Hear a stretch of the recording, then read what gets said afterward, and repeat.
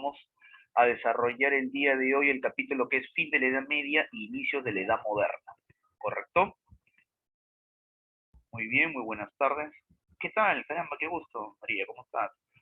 Muy buenas tardes con cada uno de ustedes. Vamos a dar inicio al capítulo. Hoy día nos toca Historia Universal, el fin de la Edad Media, de los años 800 hasta 1400, e inicios de la Edad Moderna, desde 1400 hasta 1600. ¿Correcto? Iniciamos. La semana pasada habíamos desarrollado el capítulo de la Edad Media, donde explicamos que la Edad Media se inicia en el año 476 después de Cristo y va a culminar en el año de 1453 DC. La Edad Media se caracteriza exactamente porque es una etapa donde domina la iglesia, no hay mucha investigación científica, la gente no vive en las ciudades, sino viven en el campo. Esto fue algo bueno durante los primeros 600 años, pero en los últimos 400 la gente regresa a la ciudad. El hacinamiento en las ciudades generó pestes, pandemias, cólera, viruela, peste negra, que es la peste bubónica, la evolución de la peste bubónica, entre otras. Hoy día vamos a desarrollar, ¿qué cosa? Hoy día vamos a desarrollar lo que pasó entre los años 800 hasta el año 1400. Exactamente entre el año 800 aparece algo llamado el feudalismo. El feudalismo es nada menos que una corriente, la corriente que dominó este periodo. Obsérvalo. A ver. El feudalismo se caracterizó exactamente porque apareció en Europa Occidental entre los siglos IX al siglo XIII. Es un sistema político, económico y social que dominó la Edad Media, lo vuelvo a repetir, del año 800 hasta el año 1300. Estaba basado en la propiedad en la tierra, o sea, en ser dueño de la tierra. Si tú eras dueño de la tierra, eras un señor feudal. Si tú eras parte de la tierra, eras un siervo. Las relaciones que existían eran dos: vasallaje y servidumbre. Vasallaje vendría a ser nada menos que el sistema en el cual tú te convertías en el vasallo. Vamos a poner un ejemplo, ¿ya? Yo soy el señor feudal, esta es mi tierra, yo te acepto dentro de mi tierra. Entonces, por tal motivo, tú te conviertes en mi vasallo. Vasallo no es lo mismo que sirviente. Vasallo es aquel que yo acepto, su hombre libre, que acepto con su familia, para que tenga a cargo un territorio. Por ejemplo, te doy todo el distrito de Callao. Tú serías mi vasallo y serías el vasallo de Callao a las órdenes del señor feudal. Yo soy el dueño de todo el departamento de Lima. Yo soy un señor feudal. Tú eres mi vasallo de una pequeña parte o región. ¿Correcto? Cuando te entrego tu región, que sería el Callao, una parte, ¿ya? De la tierra que te entrego también viene con personas. Esas personas que vienen con la tierra que te entrega el señor feudal se llaman siervos. Así que aquí hay tres personas o tres grupos. El feudal, el dueño de todo; el vasallo, el dueño intermedio; y el siervo, que no es dueño de nada, que va junto con la propiedad. El siervo es igual a decir servidumbre, ¿correcto? No tiene derechos, no tiene voz, no tiene voto, no tiene apellido, a la justa sí tiene nombre. Además, ¿qué le importa si tiene apellido o no tiene apellido? Porque es del pueblo, es un sirviente, por eso siervos. De ahí viene el origen del nombre. ¿Listo? Se originó, el feudalismo se originó tras la decadencia del esclavismo romano y con la caída del Imperio Romano de Occidente, la desintegración del Imperio Carolingio con la firma del Tratado de Verdún, que ya lo hemos visto en la clase pasada, por las nuevas invasiones bárbaras del siglo IX al siglo X. Estamos hablando acerca de las invasiones, por ejemplo, de los vikingos, estamos hablando de las invasiones nada menos de los bárbaros, de los godos, los visigodos, y la costumbre germana de vinculación. Eso es el feudalismo. Eso que estás viendo tú aquí, lo habrás visto en muchas películas, cuando el rey o un caballero o una persona con autoridad, o en su caso la iglesia, te pone la espada en el hombro derecho y en el hombro izquierdo. Esto se llama el espaldarazo. O sea, yo te nombro a ti un caballero. Está de más decir que las mujeres estaban excluidas en la Edad Media, una sociedad muy machista, y solamente a los hombres. Podía ser del pueblo, podía ser un noble. Aquí, en este caso, eso se llama el espaldarazo. Las características que se van a dar en el sistema feudal es el siguiente. El señor feudal es el dueño de todo. Tú eres el vasallo. El feudo es el Callao, como ejemplo, ¿ya? Tú, que yo te acepto a ti como vasallo, tú tienes que darme homenaje. Homenaje y fidelidad. Homenaje significa que tú tienes que rendirme homenaje y agradecerme por haberte aceptado como parte de mi feudo, ya que eres mi vasallo, y tienes que darme un juramento de fidelidad, que tú vas a luchar y tú vas a apoyarme en cualquier momento que yo lo necesite. No tengo por qué avisarte, tú solamente ya escuchas y tú tienes que avisarme, dame auxilio político, económico, militar, asesoría política, auxilio militar, contribución económica, pagar los impuestos, aumentar la explotación contra tus siervos para darme a mí mayor producción de alimentos, o en este caso mayor cantidad de granos para que sigan moliendo mis molinos. El vasallo tiene que darme homenaje y fidelidad. A cambio, si yo te acepto en mi feudo, te doy investidura. ¿Qué es la investidura? Yo te acepto como mi vasallo y te ofrezco protección. Mucho cuidado, en aquel tiempo tú no podías ser dueño de tierra, solamente nosotros los feudales. Así que si yo te aceptaba tenías que estar dichoso que te explote, que te humille, porque si no, no eras nada. Eso se llama investidura. La investidura era como el título de propiedad que yo te acepto en tu feudo. ¿Sabías que el señor feudal tenía un derecho sobre los vasallos llamado la pernada o prima nocte? ¿Qué es pernada o prima nocte? Prima nocte, primera noche, significa que es el derecho que tiene el señor feudal sobre todos los vasallos dentro de su feudo, en el cual el día que un vasallo se casa, la primera noche tu esposa no la pasa contigo, tienes que entregársela al señor feudal y al otro día el señor feudal te la devolvía. Si a por vez salía embarazada, pues qué bendición, el señor feudal ha bendecido tu casa. Lo peor de todo es que la Iglesia Católica, aquella que dice, ¿no? Honra, no desearás a la mujer de tu prójimo, entre otras cosas, es aquella institución que inclusive permitía esto y se hacía de los oídos sordos, de los ojos ciegos y esta boca no escucha. ¿Qué pasó con la Iglesia? Señores, la Iglesia Católica fue el cómplice de los feudales. Los feudales podían cometer los peores actos, asesinatos, ser un pequeño rey en su lugar, era el poder ejecutivo, legislativo y judicial en su feudo, y los vasallos no tenían derechos. Peor todavía, los siervos. Esta relación que tú estás viendo acá es que el vasallo tenía que darle ayuda militar, consejo político, pagar sus impuestos al señor feudal. A cambio, el señor feudal le daba protección militar, defensa judicial y, si quería, le daba alimentos si éste necesitaba. Tenías que arrodillarte ante el poder de un feudal. Un feudal era como un mini rey, la máxima autoridad de tu territorio. Esto, recuérdalo, se llama el espaldarazo. Dejas de ser un soldado y te conviertes en un caballero, en un protector del feudal y también de la iglesia. ¿Quiénes eran los socios? La iglesia y el feudal. El feudalismo políticamente se caracteriza por una relación de feudo-vasallática, o sea, relación feudo-vasallo. Una autarquía feudal donde el feudal es el dueño y la máxima autoridad es el poder ejecutivo, legislativo y judicial. El rey no pinta, porque aquí el rey pierde poder.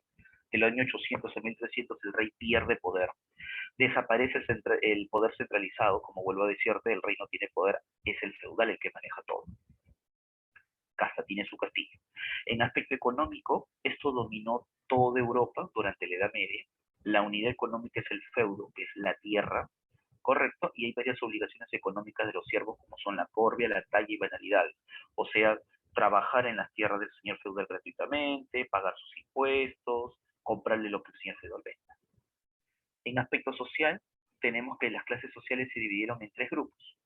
Bellatores, la nobleza, la vida bella; oratores, el clero, los sacerdotes; y el pueblo, los laboradores, los que con su mano laboran o trabajan la tierra. Hay tres grupos sociales: nobleza, bellatores; clero, oradores; y pueblo, laboradores. Los que tienen el dominio es la nobleza y el clero, que los dos suman 5%. El 95% es el pueblo. No hay derechos, no hay beneficios, no tienen acceso a la educación, exactamente son muy pobres, o eres vasallo, o peor todavía, eres un siervo. ¿Sí? No hay esclavos en la Edad Media, sino el sistema de siervo o vasallo. Esta es la realidad del feudalismo. Ahí está el rey, ahí está el rey de la nobleza, los dos que tienen el grupo del poder, el 2 y el 3%, y el 95% está entre los caballeros, burgueses y principalmente los campesinos.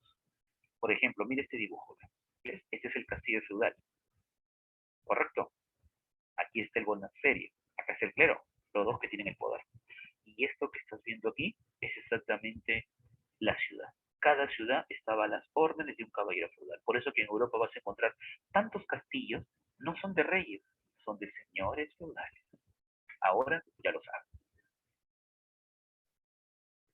Aquí estás viendo, por ejemplo, te dejo una información sobre el feudalismo, sobre vasallaje, las mejores películas medievales que te recomiendo ver que están basadas en hechos históricos, el tráiler de la película Corazón Valiente y la prima nocte, la primera noche donde el feudal tomaba pues a las esposas de los recién casados vasallos para pasar la primera noche, ¿no? Y la película completa Corazón de Caballero que te explica las realidades y el complejo deportivo de la época, que no era la competencia de caballos, sino la competencia entre caballeros, ¿sí? Antes de seguir, al toque, algo pequeño sobre el feudalismo y seguimos, ¿no?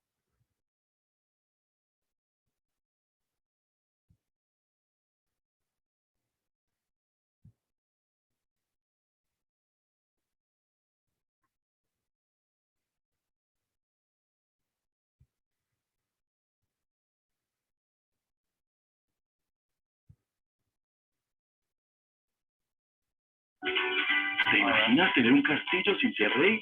Hubo una época donde era muy común. Mira,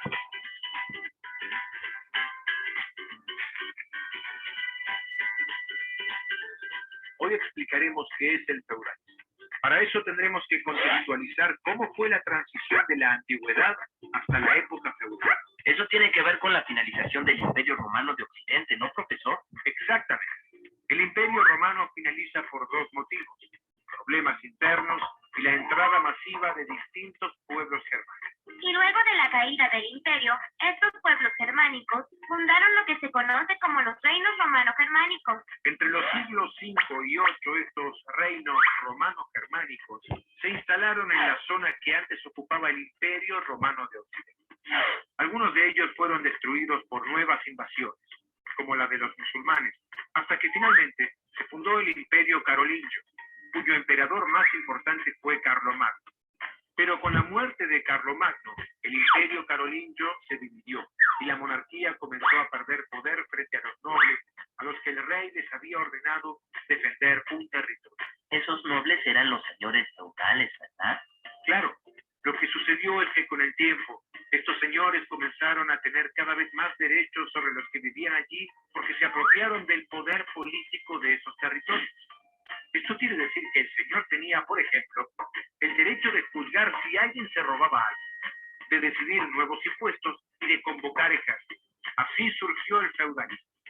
Además, los señores armaron una serie de relaciones entre sí para defenderse y para mantener el control de la tierra, ya que la base de su economía era la servidumbre de los campesinos, que le tenían que entregar parte de su producción. La iglesia también era parte de este sistema, en especial a partir de los monasterios.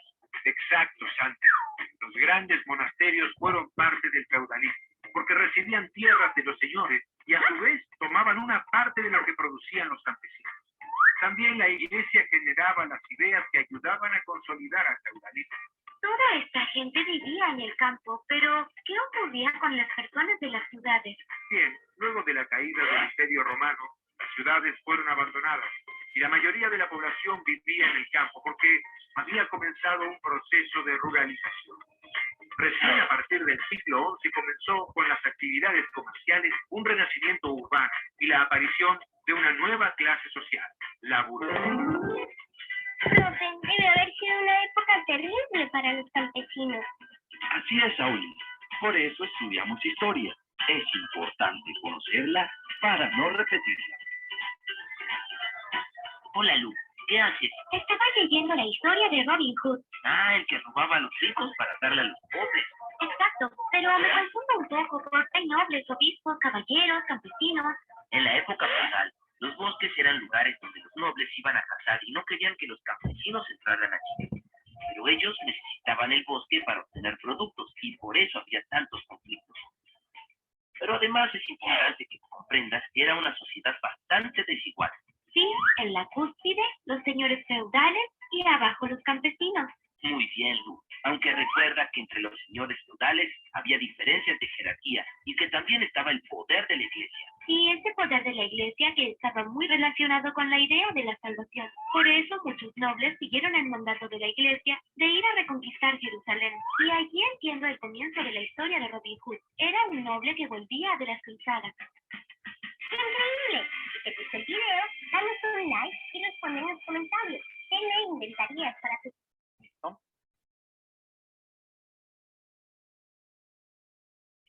Muy bien.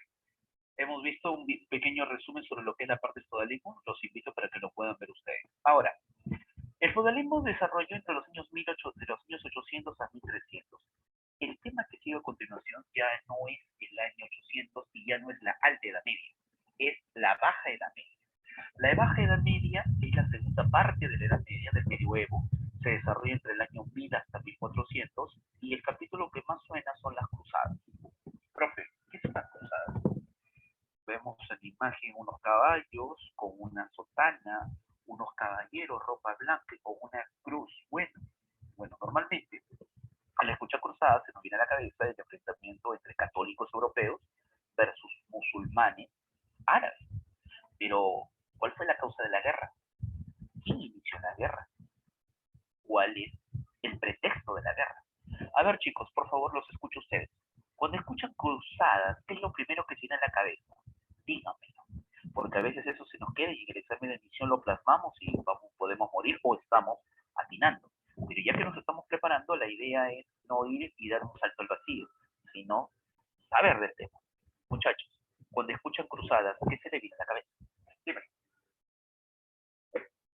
Vamos, ¿algún punto de vista? ¿Lo quiere escuchar, por favor?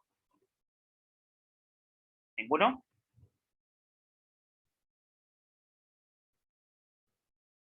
A ver, estoy leyendo acá en el chat. ¿Ninguno?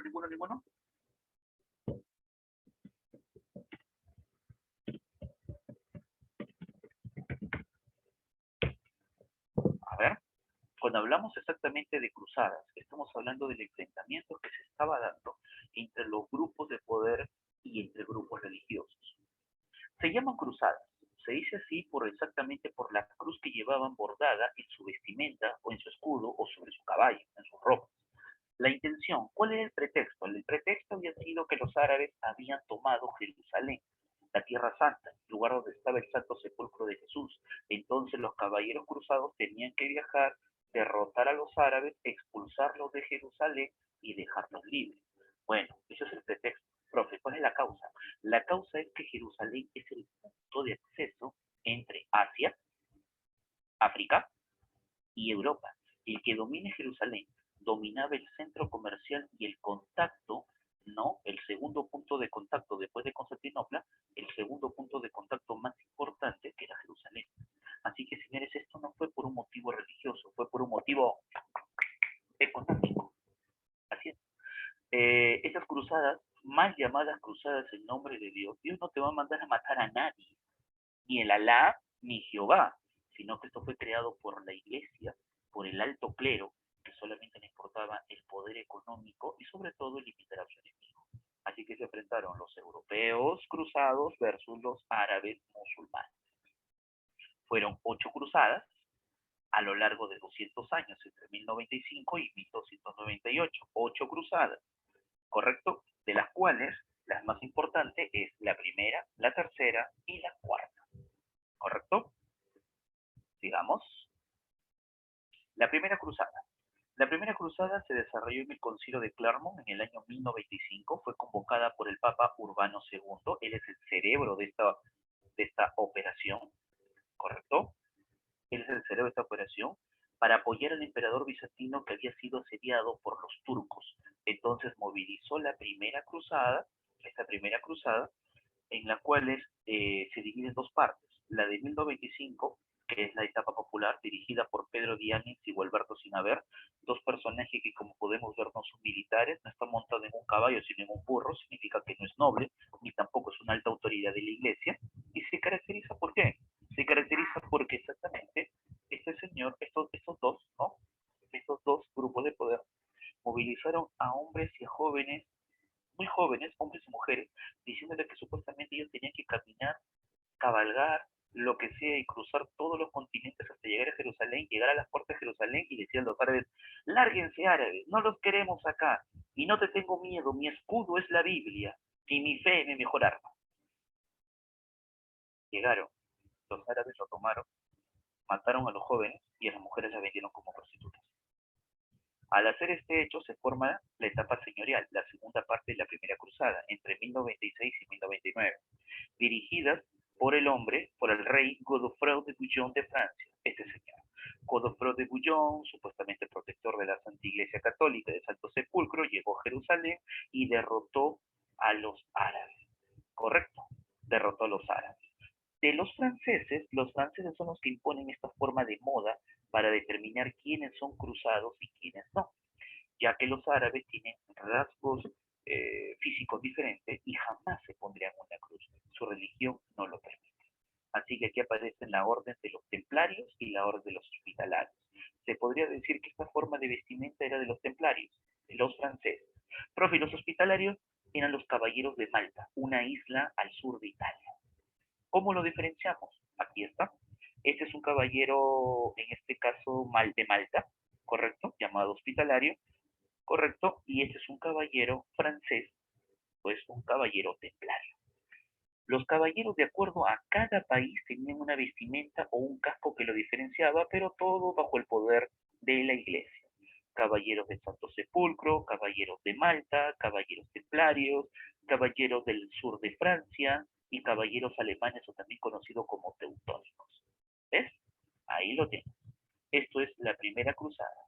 Fue la primera victoria, la primera cruzada y la gran victoria europea. Pero te doy un dato.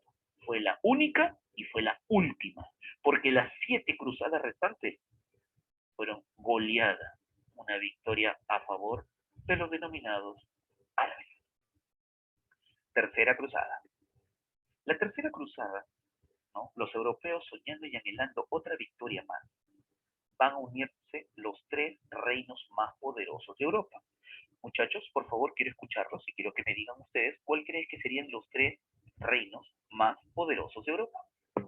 Escucho. ¿Cuáles serían los países más poderosos de Europa? ¿Ah? A ver. El primero, un gran león que sostiene el escudo. ¿Cuál sería? La segunda, el color azul con la flor de lis. El tercero, tiene mucha relación con estar ubicado en la parte occidental de Europa. Estamos hablando de Inglaterra, Francia y Alemania. Señores, se le llama la tercera cruzada porque es la cruzada de los reyes. Se le llama así cruzada de los reyes porque esta cruzada reunió a los 3 reyes más importantes de Europa. Por Inglaterra, Ricardo I. Por Francia, Felipe II Augusto. Y por Alemania, Federico I Barbarroja, de la dinastía Hohenstaufen o de la dinastía Suaba. Ellos fueron convocados por el Papa Gregorio VIII. La intención, expulsar a los árabes de Jerusalén. Resultado, fracasó. ¿Cómo fracasó? El denominado Federico I Barbarroja muere antes de entrar en batalla. ¿Correcto? Se va a ahogar en uno de los pantanos antes de llegar a Jerusalén. Felipe II Augusto se retira porque sabe muy bien que sin el apoyo del Cirque no va a lograrlo. Solamente queda Inglaterra. Ricardo I era un hombre muy devoto y bueno, le hacía caso a lo que la iglesia le decía porque supuestamente el Papa es el emisor de Dios. Entonces, él tenía que llegar a Jerusalén. Pero ojo, no solamente tenía que hacer eso, también tenía la misión de llegar a Jerusalén para poder comercializar. Sea a la buena y a la mala, el que llegara a Jerusalén, así te cobraran fuertes impuestos, valía la pena porque recuperaba la inversión. Este señor hace algo astuto, logró ingresar a Jerusalén, pero no por la fuerza, no, sino porque llega un pacto económico entre el monarca inglés y el sultán turco. El sultán turco es llamado Saladino, ese señor que dice aquí. El acuerdo es de que todos los peregrinos cristianos les iban a respetar su vida, su dinero, no lo iban a hacer asaltados, ni asesinados, ni golpeados, pero pagando un impuesto de ingreso. Así que esto le ayudó a los peregrinos, esto le gustó al Papa, bueno, a medias, pero le gustó, y tercero le convino a Inglaterra porque Inglaterra sostuvo una fuerte economía que en 20 años, pues se volvió una de las economías más sólidas de la Edad Media. Señores, no todo es guerra, hay diplomacia. Además, Jerusalén siguió a mano de los turcos del tal llamado Saladino. Tercera cruzada. Cuarta cruzada. La cuarta cruzada es conocida como la cruzada falsa. ¿Por qué cruzada falsa? En una cruzada se deben enfrentar europeos católicos versus los árabes, ¿correcto? Ya, esta fue una cuarta cruzada falsa. Lo que pasa es que el Papa de aquel entonces, este personaje que vemos aquí, muy misterioso, ¿ya? Es aquel que va a generar la cruzada. ¿Qué fue lo que hizo? Este Papa va a generar que los europeos, con engaños, sean timados, tomen los barcos que salieron de la parte norte de Italia y que no se vayan a pelear aquí a la zona árabe. No, no, no, no, miren, miren, sigue la línea de color azul. Se fueron a pelear aquí, a Constantinopla. Profe, no que Constantinopla era un imperio cristiano, no que creían también en la iglesia y que tenían el Dios, Jehová y todos los santos y demás. Sí. ¿Y por qué van a pelear? Lo que ocurría es que Constantinopla tenía más ingreso económico que los comerciantes de Italia. Entonces, los comerciantes de Italia más la iglesia ambicionaban este poder. Entonces dirigen toda la fuerza y dijeron, si vamos a perder tantas veces que hemos perdido contra los árabes, mejor este ejército lo utilicemos contra Constantinopla para dominar. Señores, se pelearon entre sí. Por eso que la Cuarta Cruzada es una cruzada falsa. Es una cruzada para el dominio comercial del Mediterráneo entre católicos y cristianos. ¿Ya? Se asalta Constantinopla por los intereses de los mercaderes venecianos, exactamente que eran los, podemos decir, la pequeña burguesía que manejaba el comercio, y también para los intereses del Papa de debilitar el poder militar y religioso que tenía la Iglesia Ortodoxa en Constantinopla. ¿Qué te parece? Esta es la cruzada falsa. Se comenzó a utilizar pólvora por primera vez, pero sin mucha utilidad. Método de tortura, el molino, ¿no? Y estamos hablando también el molino y el uso de la pólvora. Recordaos que los sacerdotes en algún momento eran pequeños sabios. La séptima y la octava cruzada fueron las finales, fueron dirigidas por el rey de Francia, que en este caso fue convocado por el Papa Inocencio IV, y el rey de Francia fue el que escuchó.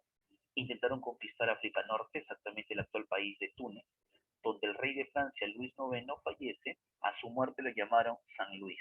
Así que escuchen, San Luis no es tan santo como lo pintan. Solamente que como era un rey y murió por la Iglesia Católica, San Luis, ya lo saben, murió víctima de la peste en el intento de tomar Túnez. Fracasó. Entonces recuérdalo, de las 8 cruzadas, solo la primera es la única victoria, Godofredo de Bouillon, francés. Se formaron los caballeros templarios, los caballeros hospitalarios de Malta, entre los más conocidos. ¿Cuáles son las consecuencias de las cruzadas? Bueno, en el aspecto religioso se presentaron a los papas como los jefes supremos del mundo, superando a los reyes, contuvieron el impulso del conquistador del Islam, ya frenaron el avance del Islam porque era peligroso. Recuerda que ya tenía territorios, se había apoderado de Túnez, se había apoderado del norte de África, se había apoderado de Europa, de la península ibérica, de España y Portugal. Tenían que frenarlo, así que las cruzadas tenían que llegar. Claro está que al Papa no le importaba ni cuántos muertos, ni las consecuencias económicas, políticas y sociales. En el aspecto político se debilitó el feudalismo. 8 cruzadas, 200 años de guerra hicieron que el señor feudal perdiera hombres, perdiera terrenos y sobre todo perdiera su poder. Los nobles fallecieron y si no los mató la guerra, los mató la peste.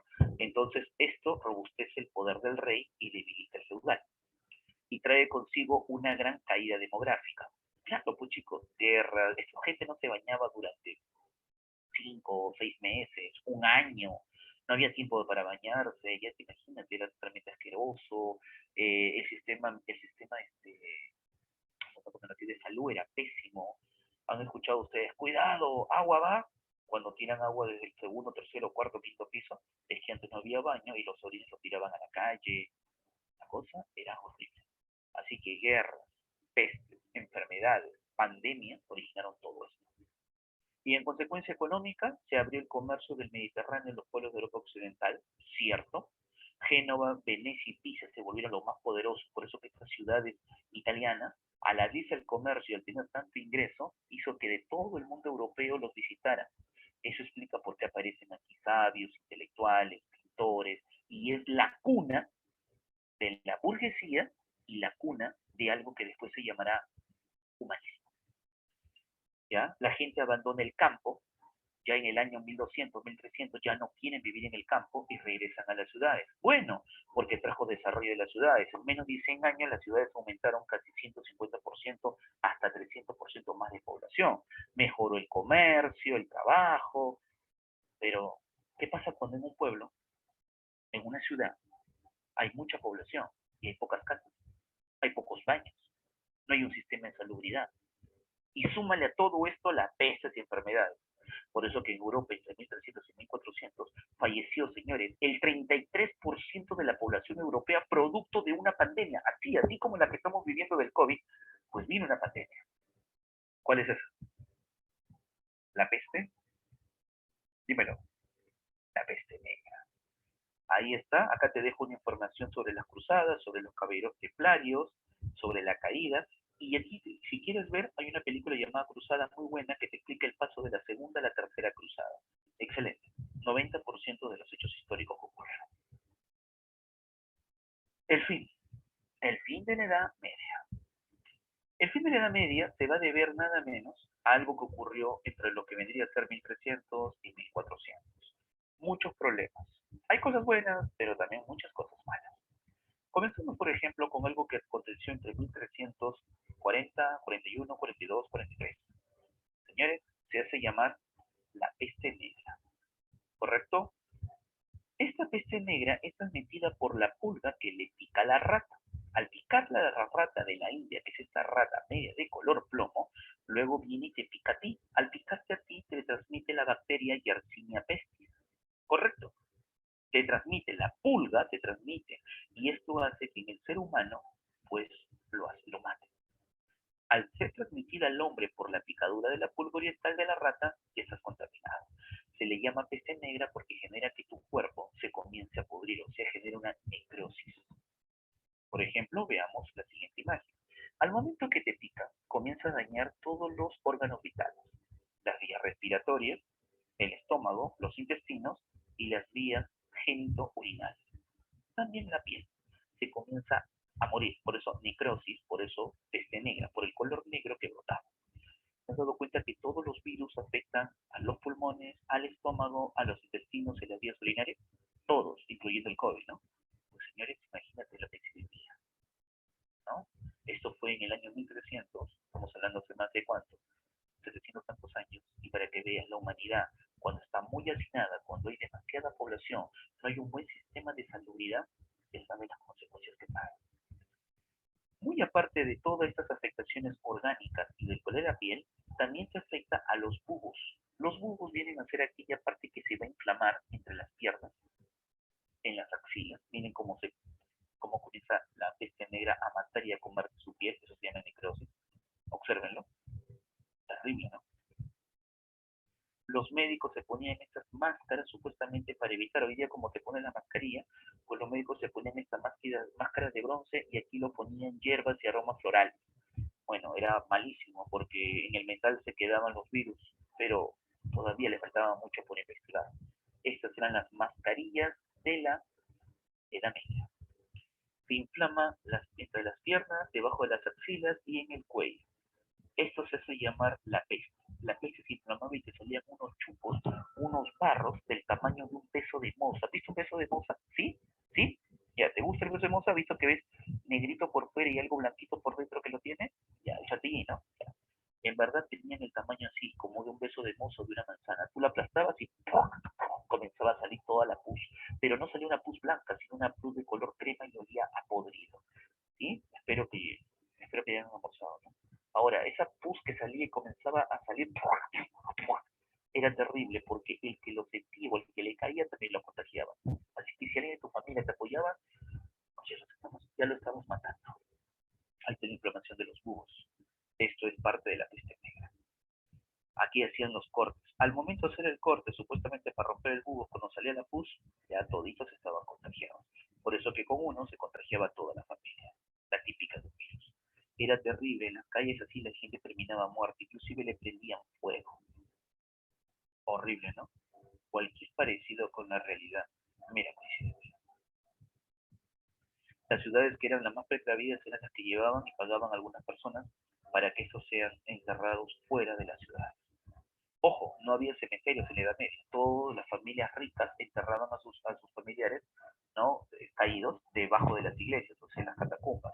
Eso aumentó la proliferación de las enfermedades porque en plena misa toda la gente estaba absorbiendo los males que quedaban en los sótanos de la iglesia. Hubo crisis demográfica, falleció más del 33% de la población, ¿no? Entre lo malo y lo terrible. hubo enfermedades como viruela, cólera, gripe, ¿no? ITS, entre otras. Y el legado artístico que sí se puede rescatar de la Edad Media es que apareció el arte románico y el arte gótico, dos artes importantes. El románico se desarrolló entre 1000 a 1200, era más rural, o sea, vivían en el campo y se construían estas bellezas bien sólidas, duras, sin mucho arte, sin mucha arquitectura. Ese es el arte románico, ¿sí? Duro, de muros, de piedra, rural. ¿Qué se construía? Conventos, monasterios.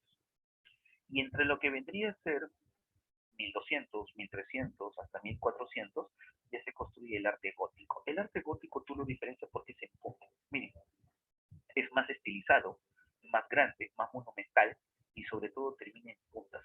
Hay varias iglesias aquí en el Perú, como por ejemplo la que está en Jesús María, no me acuerdo bien el nombre, que tiene esa forma, ese es el arte gótico, ¿correcto? Es más urbano que rural, o sea, se construye en las ciudades y ya no se construye en monasterios, sino que aparecen grandes basílicas y principalmente universidades. ¿Cómo, profe? Así como escuchaste, universidades, pero que estaban bajo el poder de la iglesia. Así que no le pidas tanta ciencia, eran más teológicas. ¿Ven este cuadro que está ubicado acá? ¿Lo observan? Es un cuadro interactivo que presenta todas las pestes que han visto en el mundo. Creo que el tema de las pestes les llamó la atención. Aquí lo tienes.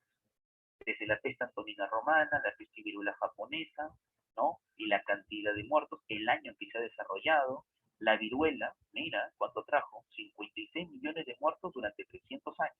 La peste negra, en tan solamente, mira cuántos años, 4 años, trajo 200 millones de muertos. La peste negra, pero la viruela duró mucho más tiempo. Y así han aparecido más, el cólera, la tercera peste, la fiebre amarilla, el SIDA, la gripe asiática, la gripe de Hong Kong, el SARS, la gripe porcina, el ébola, y hoy el terrible COVID-19. Señores, aquí lo tienen, te lo dejo para que lo puedan ver más tarde, lo terrible como las pandemias y los virus amenazan al ser humano. Ya una vez la Tierra lo ha demostrado, los dinosaurios fallecieron y terminaron por culpa de los virus, ¿no? El ser humano también. El hacinamiento, la mala alimentación, los pésimos sistemas de vida, la contaminación ambiental, todo esto está que cae en un fin de la especie humana. ¿Listo?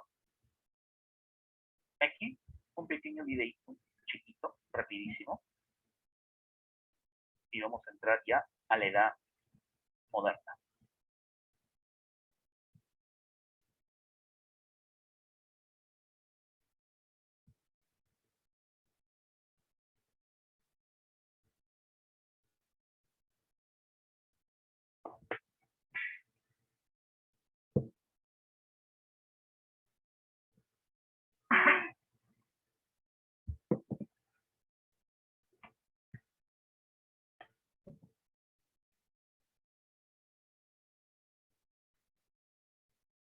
¿Atentos?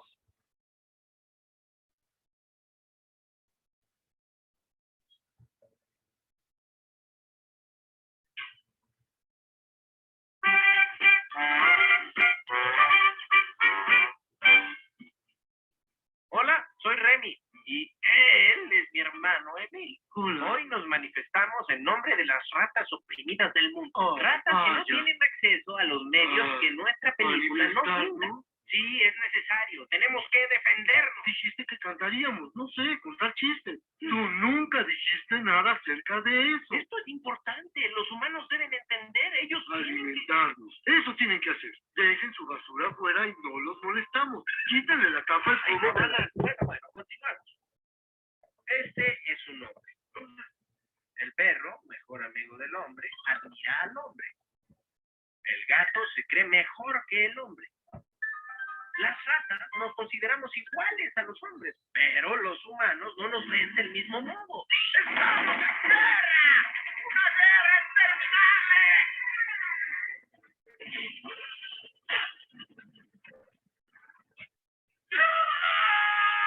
Pero no siempre ha sido así. La Ratus Ratus, la rata negra, fue la primera en llegar a Occidente con los soldados que regresaban de las cruzadas. En Europa, al encontrar mucha suciedad, grano, suciedad... No olvides la suciedad. Y sin más suciedad para comer, la rata negra prosperó rápidamente.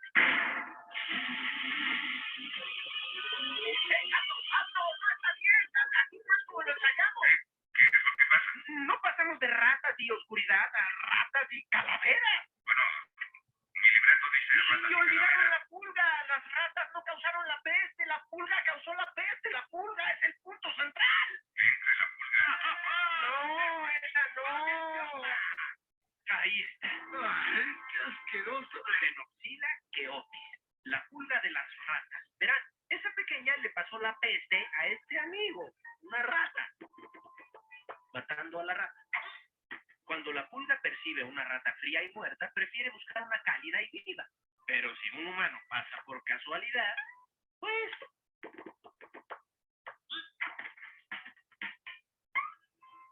De 1347 a 1352, la peste o la muerte negra mató a 1/3 de la población de Europa del siglo XIV y tantas o tal vez hasta más ratas. ¿Y qué detuvo la peste? No se sabe a ciencia cierta, tal vez el jabón, drenajes cerrados, un cambio de temperatura. Y otros creen que fue el Ratus norvegicus, la rata marrón, mejor conocida como la rata noruega. Somos nosotros, ¿verdad? Exacto. La rata noruega provino de China. De acuerdo a la mitología, ella obsequió el arroz a los hombres. Oye, ¿la rata noruega viene de China? Sí, incluso ocupa el puesto de honor como el primer año del zodiaco chino.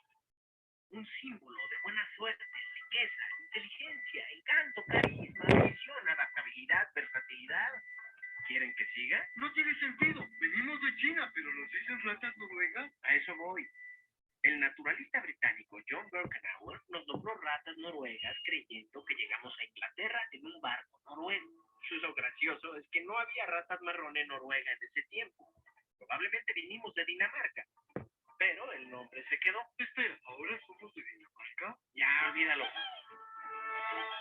Expulsada de Europa por su prima más robusta, la rata negra se unió a exploradores y colonizadores en busca de oportunidades y más espacio por todo el planeta.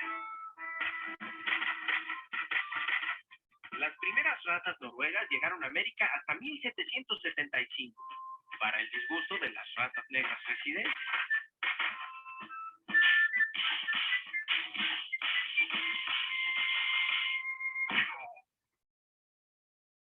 ¿Listo? Sigamos. Muy bien.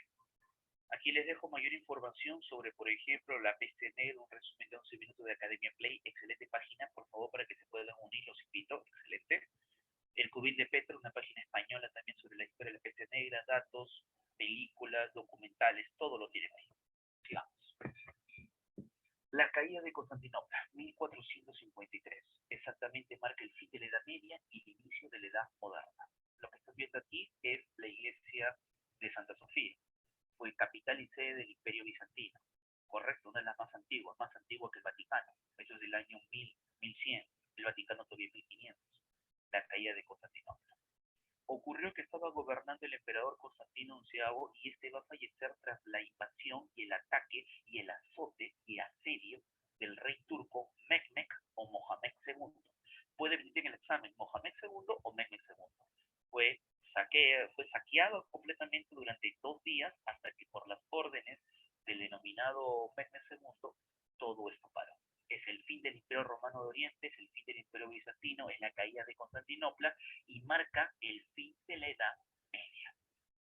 ¿Qué pasó? Bueno, dejaron de ser una influencia europea, dejaron de ser arios, dejaron de ser católicos y pasa la cultura turca. El comercio marítimo fue bloqueado, ya no había acceso a esta ruta comercial. Recordemos que la ruta se llamaba la Ruta de la Seda porque todos los europeos llegaban a Turquía, actualmente Turquía, ciudad de Constantinopla, y de ahí estaba el pase, que tenían que pagar un impuesto, para ingresar a la India y a la China a comprar especias, ¿no? En la India y especies en la China. En la India son especias como canela, clavo de olor, condimentos, guisantes, etcétera. Y en la China son productos como loza china, el gusano de seda, o en este caso la tela llamada seda, por eso el nombre Ruta de la Seda. Bueno, se rompió el comercio del Mediterráneo. Los piratas bárbaros turcos no dejaban que nadie ingresara. Es en ese momento que los europeos locos comenzaron a buscar una nueva ruta marítima para llegar ¿a dónde? A la India, entre los años 1400 y 1500. Ahí es cuando se dan los grandes inventos del siglo XV. Estamos hablando, por ejemplo, de inventos como lo que podría ser, a ver, eh, la pólvora, la brújula, ¿sí? El astrolabio, la imprenta. Así es, esos son los inventos. Esos inventos se dan para apoyar a los navegantes europeos a llegar a la India a través de una nueva ruta marítima. Estaban desesperados, no sabían cómo poder hacerlo. Y como estaban desesperados, ¿qué fue lo que hicieron? Pero como estaban desesperados, ahí es cuando los portugueses son los primeros que van a lograrlo, porque los portugueses van a descender y van a llegar al norte de África, van a conocer el norte, el centro y Sudáfrica, cruzan el Cabo de las Tormentas y aparecen figuras como Vasco da Gama, el primero que llega a la India, ¿no? Y Pedro Álvarez Cabral, que en su camino se desvía y conoce Brasil. Pero ojo, los portugueses recién llegan a Brasil América en 1500. 8 años antes, los españoles habían contratado los servicios de ¿quién? Habían contratado los servicios de un experimentado capitán, ¿no? Italiano llamado Cristóbal Colón Fontana Rosa. Ese es aquel que llega en 1492 y descubre América, aunque murió pensando que eran las Indias Orientales. Más adelante le darían la razón. En 1508 se contratan los servicios de un notable, un educado español, muy pocos sabían, llamado Américo Vespucio. Y este Américo Vespucio es aquel que le informa a los reyes católicos de España que el descubrimiento de Colón no era las Indias Vírgenes, era un nuevo continente. Se llamaba Américo Vespucio, de ahí el origen del nombre América. Entre 1519 y 1522 se realizan viajes para comprobar la forma esferoidal de la Tierra y ahí es cuando aparecen las figuras de Magallanes, el que la inició, y su segundo al mando, Sebastián Elcano, el que la terminó. Mucha atención. Magallanes la comienza, pero al segundo año y medio del viaje fallece en Indonesia, después de dar 3/4 partes de la vuelta al mundo, y lo termina su ayudante Sebastián Elcano. ¿Correcto? Los europeos, todo esto se desencadenó por la toma de Constantinopla. Por eso que marca el fin de la Edad Media y el inicio de la Edad Moderna. Otro hecho importante que también trajo la caída de Constantinopla es el debilitamiento del cristianismo, el empeoramiento de los musulmanes, cayó el imperio bizantino, ¿sí? Se perdieron las rutas de la seda, lo que mandó y buscó y trajo como consecuencia que se descubriera América y el resto del mundo. Dato. Al mar Mediterráneo lo llamaban el mar tenebrosus o mar tenebrosus, ¿no? Se rompe la teoría que la Tierra era plana y comprueban la forma esferoidal de la Tierra. Otro dato y aporte cultural importantísimo es el siguiente. Esto es Constantinopla, ¿ya? Ahí está Constantinopla. Cuando cae Constantinopla por los turcos y todo esto se volvió turco, el momento que cae, una fila de barcos van a salir de Constantinopla, van a cruzar el noroeste de Grecia y van a regresar ¿a dónde? A Italia, a Nápoles y a Roma. Estos que regresaron eran las familias más ricas del Imperio Bizantino, cargando informaciones como libros y papiros desde la Edad Antigua, documentos originales hasta escritos originales, imagínate, de Platón, de Aristóteles. Por eso es que el Imperio Bizantino se le considera como el puente cultural entre la Edad Antigua y el inicio de la Edad Moderna, ya que en la Edad Media, si estos papiros hubieran estado en el resto de Europa por la culpa de la Iglesia, los hubieran quemado por una lista de libros llamado Índices o la quema de libros. Pero no se quemó y regresó gracias a la toma de Constantinopla, donde el conocimiento, la cultura, la historia, la matemática, la química, la física y todas las demás ciencias regresan a Italia. Esto robustece a Italia comercialmente, con mejor cantidad de población y con mayor nivel cultural. Se podría decir que en Italia, la cuna donde estaba el poder de la Iglesia, los comerciantes, llamado la burguesía, le sacan la vuelta a la Iglesia y comienzan a desarrollar ciencia. Por eso que la Edad Moderna, a diferencia de la Edad Media, hay ciencia, porque regresaron los conocimientos de Constantinopla. Ahora ya lo saben. ¿Sí? Así, regresó el conocimiento, regresaron. Ay, profe, ¿por qué se fueron a Italia y no a otro país? Porque recuerda que Constantinopla es igual a decir Imperio Romano de Oriente. Entonces sus más cercanos es el Imperio Romano de Occidente. Por eso regresaron a Italia y eso trae como consecuencia el inicio de la Edad Moderna y el inicio exactamente del humanismo, el Renacimiento y otras ciencias más que aparecieron. Aquí está, por ejemplo, por qué cayó la Edad Media, ¿no? Aquí está, excelente, excelente, rapidísimo, nada más vamos a ponerlo. ¿Cuáles fueron los hechos que marcaron exactamente este hecho? Listo, hasta ahí está claro la Edad Media, entonces ya sabemos, ¿no? La Edad Media fue la cuna del conocimiento, se caracterizaron exactamente por un desarrollo muy amplio. Desde mediados del siglo XIV, numerosos territorios de los Balcanes cristianos habían pasado a estar bajo la influencia otomana. Solo una ciudad permaneció fuera de su alcance: Constantinopla, la metrópolis del Bósforo. Para los musulmanes, una ciudad prometida. El propio Mahoma había profetizado: Constantinopla será conquistada. Durante más de 1000 años, los emperadores del Imperio Bizantino habían resistido en el Bósforo. La ciudad era el centro del cristianismo ortodoxo desde la antigüedad tardía. La iglesia de la Santa Sabiduría, Santa Sofía, construida en el siglo VI, destacaba sobre Constantinopla. Antes de la Catedral de San Pedro en Roma, era la iglesia más grande de la cristiandad, una de las maravillas del mundo. La mayor parte de Constantinopla era grandiosa, incluidas sus poderosas fortificaciones. A mediados del siglo V protegían el último bastión del cristianismo dentro de la esfera del poder otomano. En 1453 se produjo una nueva amenaza. El nuevo sultán, Mehmed II, se lanzó a la conquista de Constantinopla. Deseaba la ciudad como símbolo del poder de los emperadores bizantinos. Muchos sultanes antes que él tuvieron el mismo sueño. Mehmed desplegó los cañones más grandes del mundo. Habían sido forjados por un armero de Hungría, un cristiano. Ahora estaban al servicio de la mayor potencia musulmana del momento en una campaña que tenía como objetivo lograr la victoria de la única fe verdadera. Mehmed declara el ataque a la ciudad una guerra santa. Mi mayor ambición es aplastar a los no creyentes.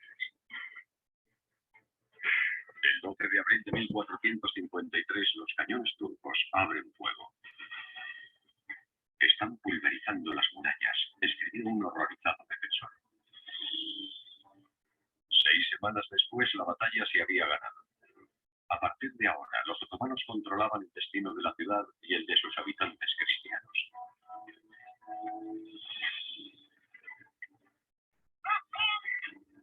El sultán Mehmed toma el control de la ciudad imperial de los cristianos.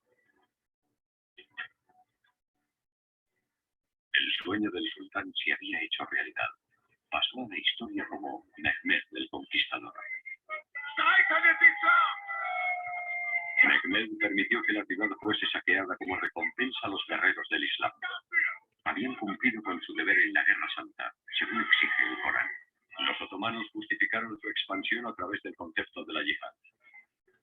La ley islámica permite a los soldados victoriosos saquear una ciudad conquistada si se ha negado a rendirse. Larga vida al sultán Mehmed. El primer objetivo de los soldados, las iglesias de Constantinopla con su enorme riqueza. En las horas previas a la caída de la ciudad, mucha gente buscó refugio en la iglesia de Santa Sofía. Esperaban encontrarse a salvo en este lugar de culto.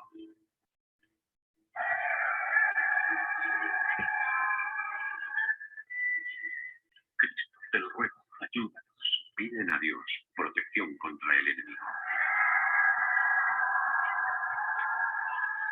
Lo que ocurrió después fue registrado por varios cronistas cristianos.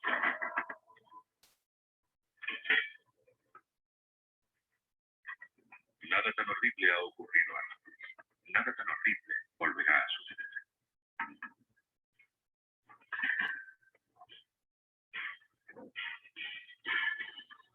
La caída de Constantinopla dejó una profunda huella en la memoria colectiva de la civilización cristiana.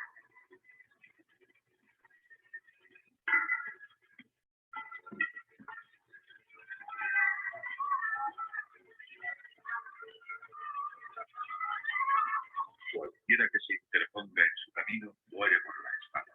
Hombres y mujeres, sin importar si son jóvenes o ancianos. Durante 3 días, la ciudad estuvo a merced de las tropas merodeadoras.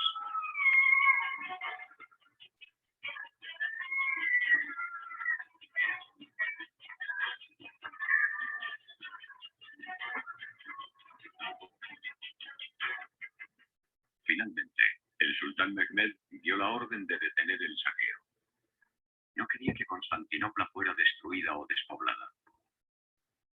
Iba a convertirse en la nueva capital del Imperio Otomano. En el lugar donde antiguamente los cristianos miraban hacia Oriente para rezar, una hornacina señalaba ahora a los fieles musulmanes la Meca. Desde 1934, la iglesia de Santa Sofía es un museo, pero sigue siendo el monumento principal de Estambul, la antigua Constantinopla. Mehmed había cogido la manzana dorada. La conquista turca de la ciudad marcó el inicio de una nueva época. Muy bien. ¿Qué tal? ¿Listo? Con eso comprendieron por qué es que cae el imperio bizantino o Constantinopla, por si acaso es decir lo mismo, y eso marca el fin de ¿qué? El fin de la Edad Media. Por eso que a continuación se viene un nuevo proceso. ¿Qué se viene? Ahora vamos a avanzar ¿la edad qué? La edad moderna. Vamos a avanzar lo que vendría a ser la edad moderna. Dejamos la Edad Media. ¿Listo? Y arrancamos con la edad moderna. Aquí lo tengo, ya lo habrán enviado, ya está enviado el material a ustedes. Y aquí arrancamos la edad moderna. Bien. La edad moderna se va a iniciar en el año de 1453, tras la caída de Constantinopla. Esto va a generar que Constantinopla marque un antes y un después. Se rompe la ruta de la seda, los europeos comienzan a buscar nuevas rutas marítimas, desesperados comienzan a buscar nuevas rutas marítimas, es la verdad. Y como están desesperados, pues van a apoyar y van a financiar a los científicos, o sea, a las universidades, pues muchachos, van a financiarlos y les van a financiar todo lo que necesiten, experimentación, viajes, etc. Mira, ¿ven? Comenzamos la edad moderna con Dante Alighieri, que se está mirando fijamente. La edad moderna. Lo primero que tenemos que saber es que la edad moderna arranca desde la caída de Constantinopla, se rompe la ruta de la seda, esto es la edad moderna y va a durar hasta la denominada Revolución Francesa en 1789. Es un periodo de muchos cambios económicos, políticos, sociales, culturales, auge y caída del absolutismo, o sea, la forma autoritaria y tirana de gobernar de los reyes europeos, también conocido como Antiguo Régimen. Se da también la invasión de América, la invasión de África Centro, África Sur, el inicio del esclavismo y el inicio de los virreinatos en América a favor de España. Y también el descubrimiento de América por 4 naciones, España, Portugal, Francia e Inglaterra. Fueron las 4 naciones que tuvieron territorios y que reclamaron territorios en el nuevo continente. ¿Hay muchas transformaciones económicas en la edad moderna? Sí, profesor. Por ejemplo, hay un mejor sistema de trabajo de la tierra. Profe, ¿pero por qué? Porque aprendieron y se copiaron de las tácticas y técnicas de las sociedades americanas, como el mejor sembrío que tienen los aztecas sobre el maíz y la excelente técnica de la agricultura inca. Por eso es que mejoraron la producción y la agricultura en Europa. ¿Correcto?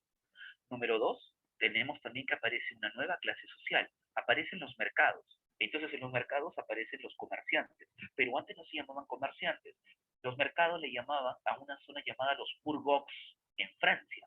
Entonces a los que vendían, que eran los bourgogs de Francia, le pasaron a llamar los burgueses. Castellanizado, los burgueses. Ahí aparece una nueva clase social, la burguesía, los que acumularon gran cantidad de riqueza dedicándose al comercio.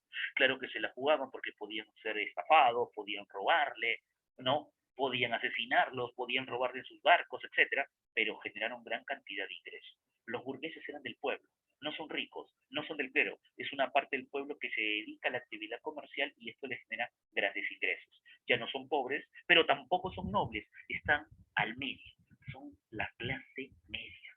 Ah, ese es el origen del nombre, profe. Así es. Tercero, aparecen también los gremios. ¿Qué son estos? Son un sistema de organización de los trabajadores que podían ser albañiles, servicio doméstico, zapateros, eh, podían ser sastres, ¿no? Y entonces todos ellos se organizaban en gremios y estos gremios hacían que todos cobren igual. Por ejemplo, ponerle un taco a un zapato, 10 soles. Nadie cobra menos, todos cobramos igual. Puedes ponerle mejor o más baja calidad, pero todos cobran 10, ¿correcto? Y al día, cada uno va a aportar 20 soles a una causa y lo vamos a hacer un fondo. ¿Qué pasa si en algún momento cualquiera de nosotros se enferma? Pues sacamos un préstamo y se lo damos. Y él luego tiene que devolverlo con intereses. O sea, que así se crean los primeros gremios, como por ejemplo el colegio de abogados, ¿no? Así es, así se formaron y se lo copiaron los colegios de abogados, colegios de ingenieros, colegios de antropólogos, colegios de profesores, etc. Se inició con los gremios de la edad moderna. Así es. Así también evitaban la explotación y el barateo de sus precios. Y tercero, llegaron nuevos productos que alimentaron a la población europea que estaba en verdad malísima con las pandemias y sobre todo con el hambre. Llegó la papa, llegó el maíz, llegó la oca, llegó la hoja de coca, llegó el ají, entre otros productos. Estas cosas llegaron a Europa. ¿Sabes que la papa ha ayudado mucho a Europa para vencer el hambre? No solo en la edad moderna, hasta en la primera, segunda y hasta en la Segunda Guerra Mundial y hasta parte de la Guerra Fría. Este pechito come papa. Ahora ya sabes por qué. En transformaciones económicas de la edad moderna surge el capitalismo comercial. ¿Quién es el capitalismo comercial, muchachos? ¿Cuál es esto? ¿Quién aparece? Los bancos. ¿Desde cuándo están los bancos? ¿Los bancos están metidos en política?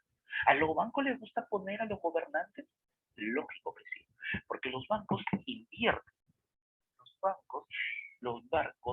Los bancos invierten, muchachos, exactamente en los gobernantes, con la finalidad de que este gobernante le dé la seguridad que no van a chocar ni con su sistema, ni que tampoco van a cambiar el modelo económico. ¿Desde cuándo, profesor, arrancó eso? Desde la edad moderna. Aquí aparecen las familias más ricas, los Medici y los Fugger. Los Fugger del Sacro Imperio Romano Germánico, ¿no? En Alemania y Austria, y los Medici de Italia. Estas familias ricas prestaban, ¿no? Con un elevado costo de interés. Te cambiaban divisas, cambiaban dinero, metales preciosos, oro, plata, etcétera, pero también te prestaban. Claro está, con un interés muy alto y tenías que firmar una letra de cambio. ¿Qué es la letra de cambio? Firmas un papel en blanco que si no me pagas, ya sabes cómo me cobro porque te pago todo. ¿Correcto? ¿Sí? Ahí lo tienes. También. La letra de cambio, los cheques de gerencia, todo eso apareció. Si te preguntas desde cuándo el banco, si tienes una misión y tienes una relación con las carreras de administración, contabilidad, negocios internacionales, ya sabes por qué la edad moderna es tan importante y por qué te va a venir en el examen de admisión. En cambios sociales, podemos decir que la gente ya no vivía en el campo, sino regresó a las ciudades, y las ciudades aumentaron considerablemente su desarrollo urbano. Aparecieron esta división de clases sociales que quiero que estés atento y la entiendas. Mira, a ver.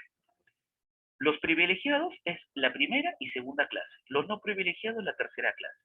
Los privilegiados son aquellos que no trabajan porque el trabajo es para el pobre, es un castigo de Dios. Ellos son elegidos por Dios, entonces ellos no tienen por qué trabajar. El primer estado está el rey y la nobleza. Ellos no tienen por qué trabajar. Ellos son designados de los dioses, del Dios, perdón. Segundo estado o segundo grupo social es el clero, los sacerdotes. Ellos tampoco tienen que trabajar, ellos son los ojos y oídos de Dios y son los protectores del rey y los que le meten en la cabeza al pueblo que el rey ha sido elegido por Dios, designado por Dios. Entonces tú has sido designado para sufrir en esta vida por los pecados terrenales de tu padre y de tu madre, de Adán y Eva. Entonces ellos no, ellos son puros. Así que tú les debes respeto.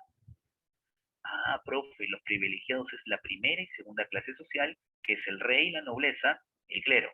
Y el tercer estado es el pueblo llano, tercer estado, o el pueblo. Los que no tienen privilegios, los que no tienen propiedades y los que tienen que pagar impuestos. Ellos pagan impuestos los que no tienen, y el que tiene no paga. Más bien, la iglesia te cobra impuestos también. Diezmos, primicias, ¿no? Entre otros. Y también había mucho abuso de poder. te vendían el perdón, llamado indulgencias, y te vendían cargos eclesiásticos llamados simonía. ¿Tanto dinero, profe, para qué? ¿Cómo crees que se construyeron las basílicas más importantes del mundo? ¿Cómo crees que se construyó el Vaticano? Ah, ¿y el rey también cobraba impuestos? También te cobraba impuestos. ¿Cómo crees que se construyeron sus castillos? ¿Cómo se construyó Versalles? El Palacio Fontainebleau, el pueblo. Ahora, este pueblo llano tercer estado estaba dividido entre el que tenía dinero y se dedicó al comercio, llamada la burguesía, y el que era muy pobre, el campesino. Ahora, ya sabes el aspecto social. 3 grupos, primer estado, segundo estado, tercer estado. Estos tenían derechos, no trabajaban y no pagaban impuestos. El último no tenía derechos y sí pagaba impuestos. Los más afectados, pues era el pueblo llano tercer estado. El peor, el campesino, que era el analfabeto, bruto, ignorante, y la burguesía, los que accedieron a la educación y la cultura, ¿no? Porque pagaban. La educación no era gratis, era pagada.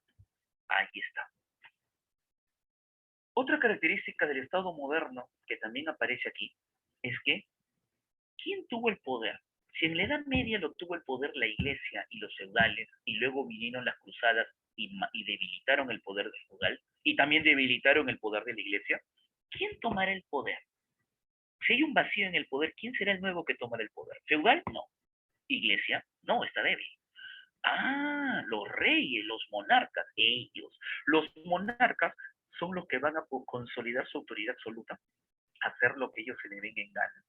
Controlan a la nobleza, tienen sometida a la nobleza, tienen como socio al clero, administran mejor sus recursos y siempre están en competencia con otros reyes. ¿Correcto? La característica es que aquí aparece un sistema de gobierno donde el rey hace lo que se le venga en gana, llamado absolutismo, o también conocido como antiguo régimen. Cualquiera de las dos te puede venir en examen. La característica de los reyes absolutistas o del antiguo régimen es que tienen ejércitos propios, ejércitos mercenarios, ¿correcto? A su servicio. 2, fortalecieron la burocracia. Burocracia se le dice a aquellos que trabajan para el Estado. Burocracia viene de burú, el que trabaja para el Estado.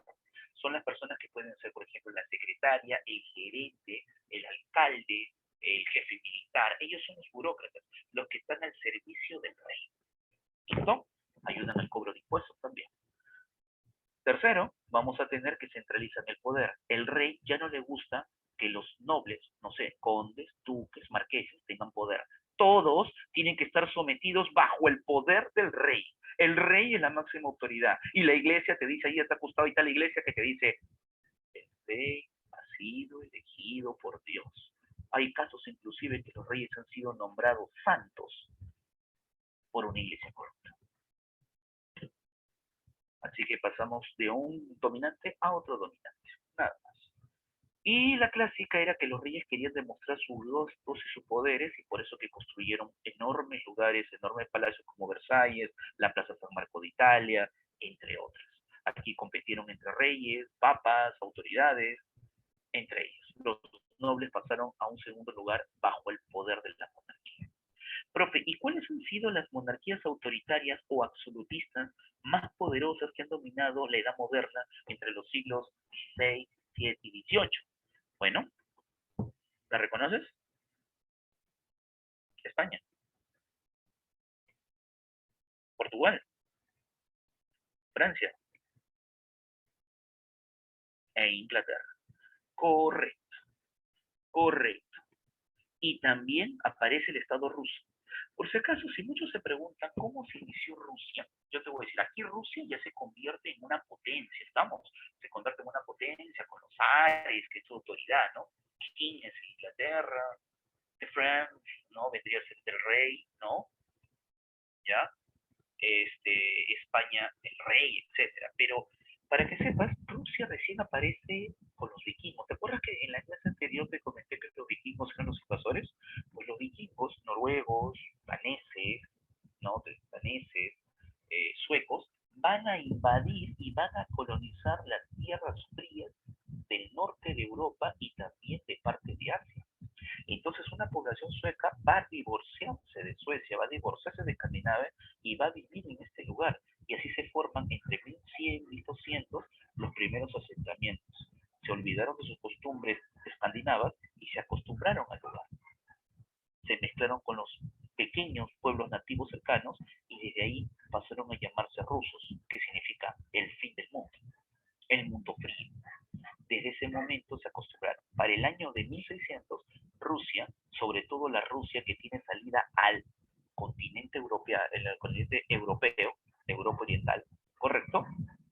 Rusia se organiza y aparecen los zares, y ahí es cuando se forma una monarquía absolutista. Ahora, ya sabes, el origen de Rusia. Por eso el tamañazo de los rusos, el color crudo que tienen una fuerte influencia escandinava. Cambios culturales. Entre los cambios culturales más importantes que marcaron el siglo XV y el siglo XVI, o sea, los primeros años de la Edad Moderna, es que aparece la imprenta. Hubieron varios inventos, ¿eh? El astrolabio para navegar, la brújula para ubicarte en tierra, los portulanos o mapas, aparecieron las naos y carabelas para poder navegar, con lo que se descubrió América, acuérdate Colón. La Niña y la Pinta eran dos carabelas, pero la Santa María era una nao. Esas no servían para guerra, esas servían para viajar, experimentar, conocer, ¿ya? Pero el invento que más te llama la atención y el invento que más ha traído el desarrollo de la cultura no es la pólvora ni ninguno de los mencionados, es la imprenta. La imprenta en verdad era un invento chino. ¿Estamos?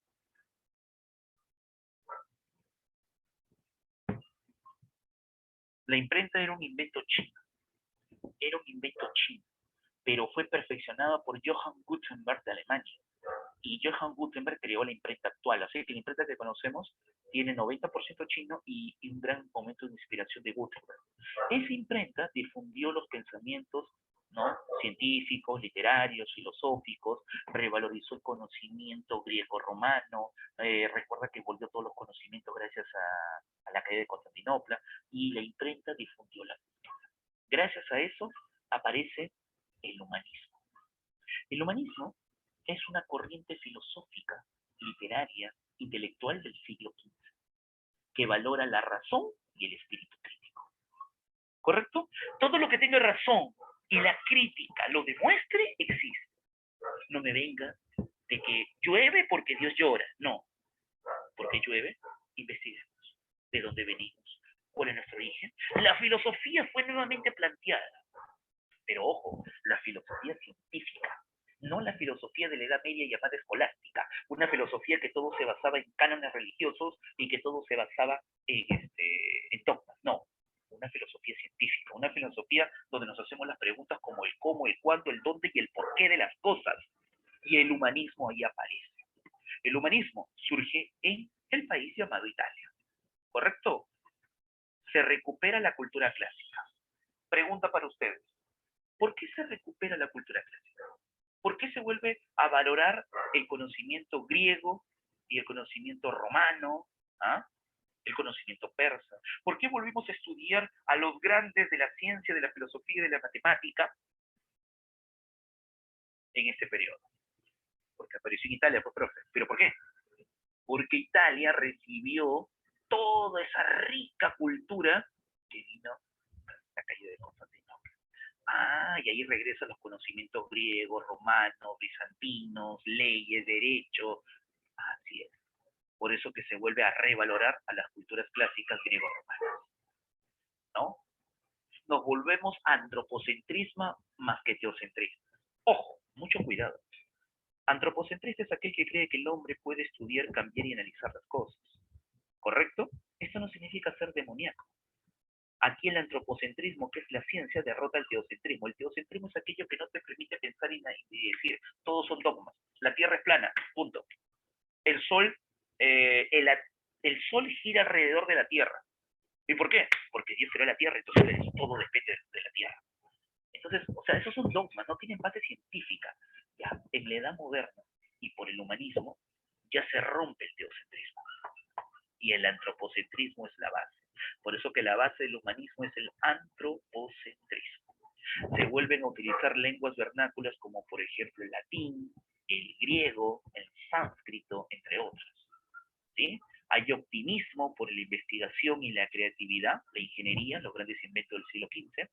El deseo de aprender, el homo universalis, el conocimiento universal. Por eso es que las universidades, aquí no se crean, porque las universidades se crean en la Edad Media, sino que aquí las universidades ya no son teocéntricas, son antropocéntricas, y el hombre quiere aprender por qué de las cosas.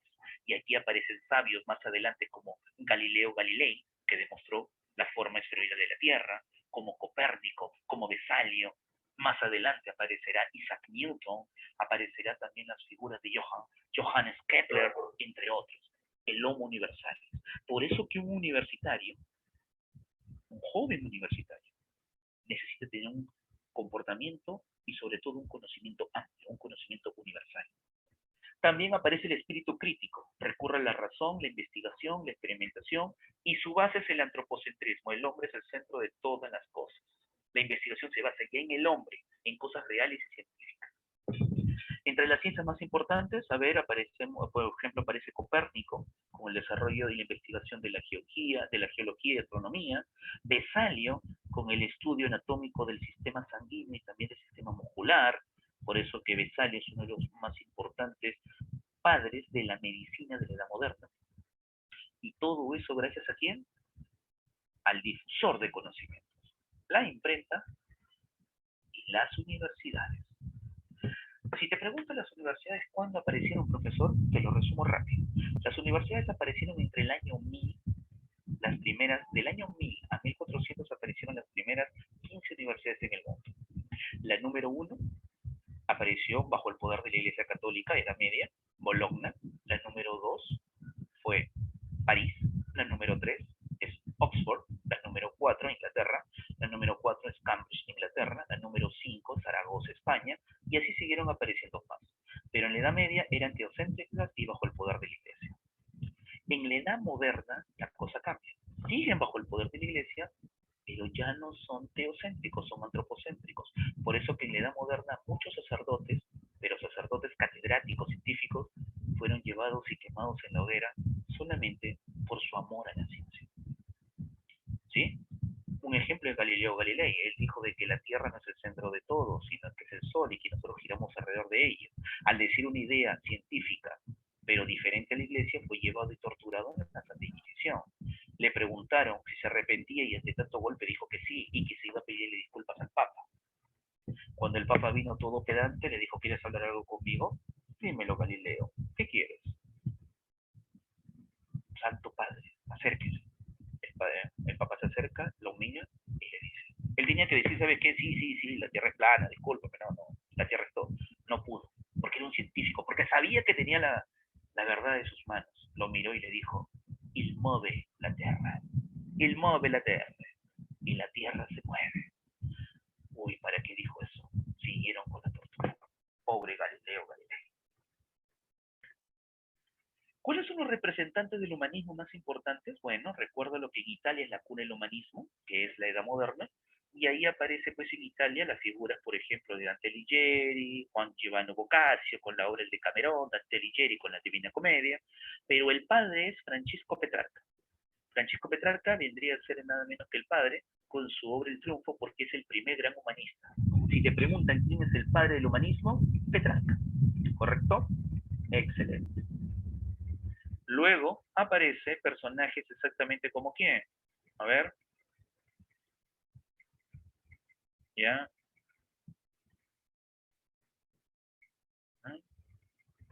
Luego sigue nada menos que este capítulo. Luego sigue el capítulo de ¿qué? Los Países Bajos e Inglaterra. ¿Sabías tú que los Países Bajos vendría a ser nada menos Erasmo de Rotterdam, el creador? Así como escuchas. Erasmo de Rotterdam vendría a ser el creador de este sistema. Él es considerado como el príncipe del humanismo. Él escribió Elogio a la locura. Y en Inglaterra aparece la figura de Tomás Moro. ¿Ya? ¿Quién es Tomás Moro? Tomás Moro vendría a ser nada menos un sacerdote intelectual. Escribe el libro Utopía, un libro que hablaba de una etapa de cambio, donde quería derechos, deberes, y que no haga el rey lo que se le venga en gana. Lo que pasó que esto le escribió en una crítica directa al rey de Inglaterra, Enrique VIII, que se quería divorciar de su primera esposa para casarse con otra en busca del hijo varón. Tomás Moro le dijo que eso no era suficiente para poder divorciarse y lo criticó. Fue quemado vivo. Enrique VIII ordenó que lo quemaran vivo. Su gran amigo Erasmo de Róterdam, en honor a su amigo Tomás Moro, escribe Elogio a la locura, donde critica la forma tirana de algunas autoridades de la Iglesia y de los reyes, criticando los dos. Por eso que el humanismo es una corriente intelectual filosófica de cambio, de crítica, de análisis, que no se vende tan fácilmente.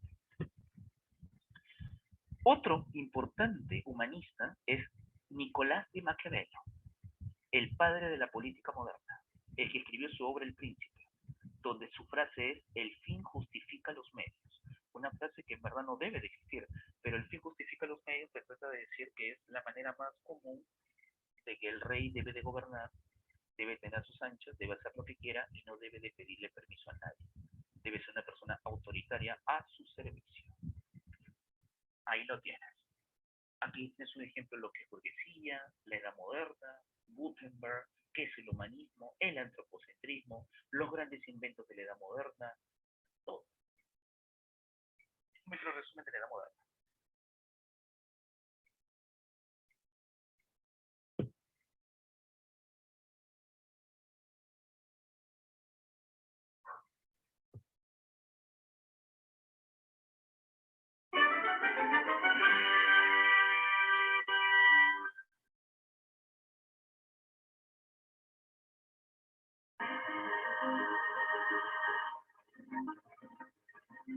La Edad Moderna, aunque su nombre te haga pensar que es hace poco, comenzó en 1492 con el descubrimiento de América y terminó en 1789 con la Revolución Francesa. La Edad Moderna duró casi 300 años. La Edad Moderna se caracteriza por una serie de hechos que se contraponen con la Edad Medieval. 1. Surgen los estados nacionales. En la Edad Media había muchos reinos.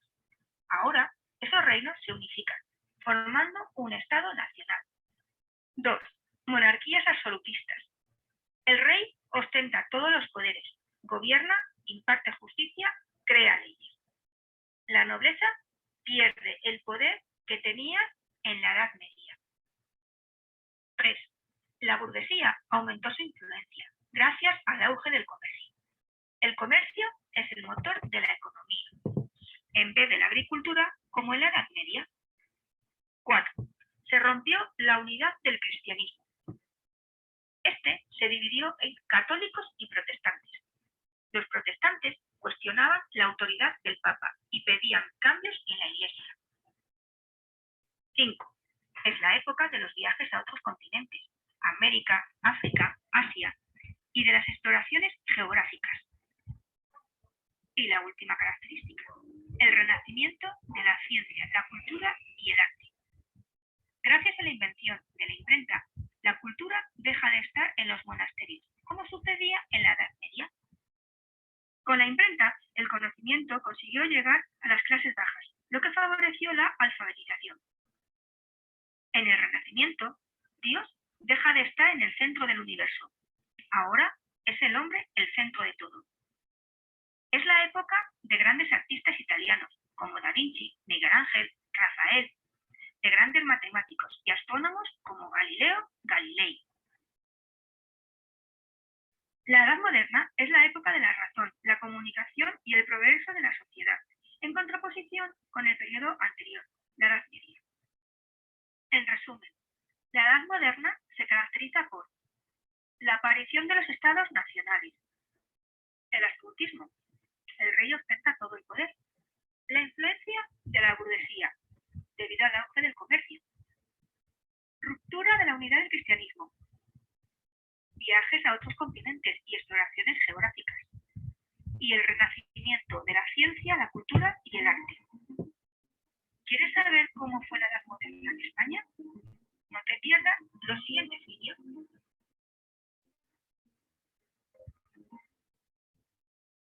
¿Listo, chicos?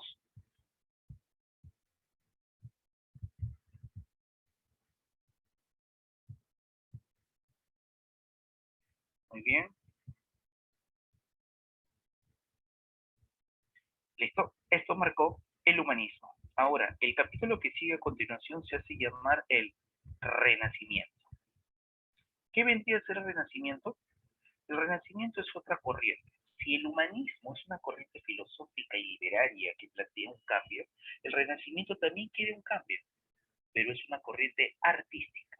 Aquí es donde se desarrolla el arte, la pintura, la arquitectura. Renacimiento en Italia. El humanismo dio lugar a un nuevo estilo artístico llamado el Renacimiento, que es un movimiento artístico de artes plásticas, o sea, pintura, arquitectura y escultura. A los artistas, ¿no?, se le llaman renacentistas, y a los protectores o a los que lo contratan se hacen llamar mecenas. Mecenas es el que lo contrata. Por ejemplo, los mecenas más importantes son Medici, la familia Medici, Sforza, o el propio los papados, el papado. Los mecenas son los protectores, los que te contratan, los ricos, ¿correcto? Y a los artistas renacentistas, que se dedican a la pintura, a la arquitectura y a la escultura. Recuperan el conocimiento de la cultura clásica, es cierto, ¿sí? Recuperan el conocimiento de la cultura clásica y hay grandes datos de los vestigios romanos de este periodo.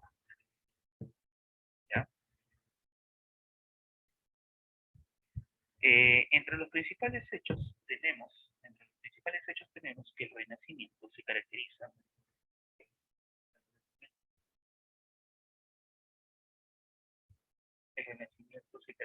porque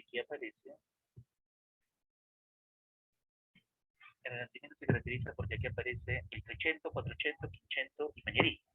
De los dos, el más importante es el 400, o sea, el siglo XV, 1400, donde aparece Donatello. Y el siguiente vendría a ser el 500, siglo XVI, donde aparece exactamente, ¿cuál? Donde aparece nada menos que la figura del manierismo. Ahora ya lo saben. ¿Correcto? Ahora ya lo saben. Profe, ¿y quiénes son los representantes del Renacimiento? Si aprobé mi pregunta en un examen. ¿Se acuerdan ustedes de las tortunillas? Donatello, Leonardo, Miguel Ángel, Rafael. Exacto, ellos. ¿No te has dado cuenta que las tortunillas es una forma de explicarte a ti, pues, que el cambio fue lento, por eso es tortugas, pero tortugas intelectuales, como por ejemplo Donatello, Leonardo, Miguel Ángel, Rafael. Así es. En arquitectura hubo el desarrollo de los domos o cúpulas, se revaloró otra vez el conocimiento de las columnas en los estilos corintios, jónicos, dóricos, toscano. Esto, señores, es importante para la carrera de arquitectura y de ingeniería, muy importante. Se da el uso de los arcos, esto no se usaba desde la edad antigua de Roma. El uso de los frontones, mira, en la Casa Blanca también aparece el uso de los frontones, y el uso de la planta longitudinal en forma de cruz en todas las iglesias. Si te has percatado y has estado en una iglesia colonial que trata del origen de 1600 y su arte renacentista, todas van a tener una forma de cruz. Por eso, cuando eres una iglesia te persinas, llegas al medio te persinas y aquí está el lugar donde se oficializa la misa. Esto es una construcción central renacentista.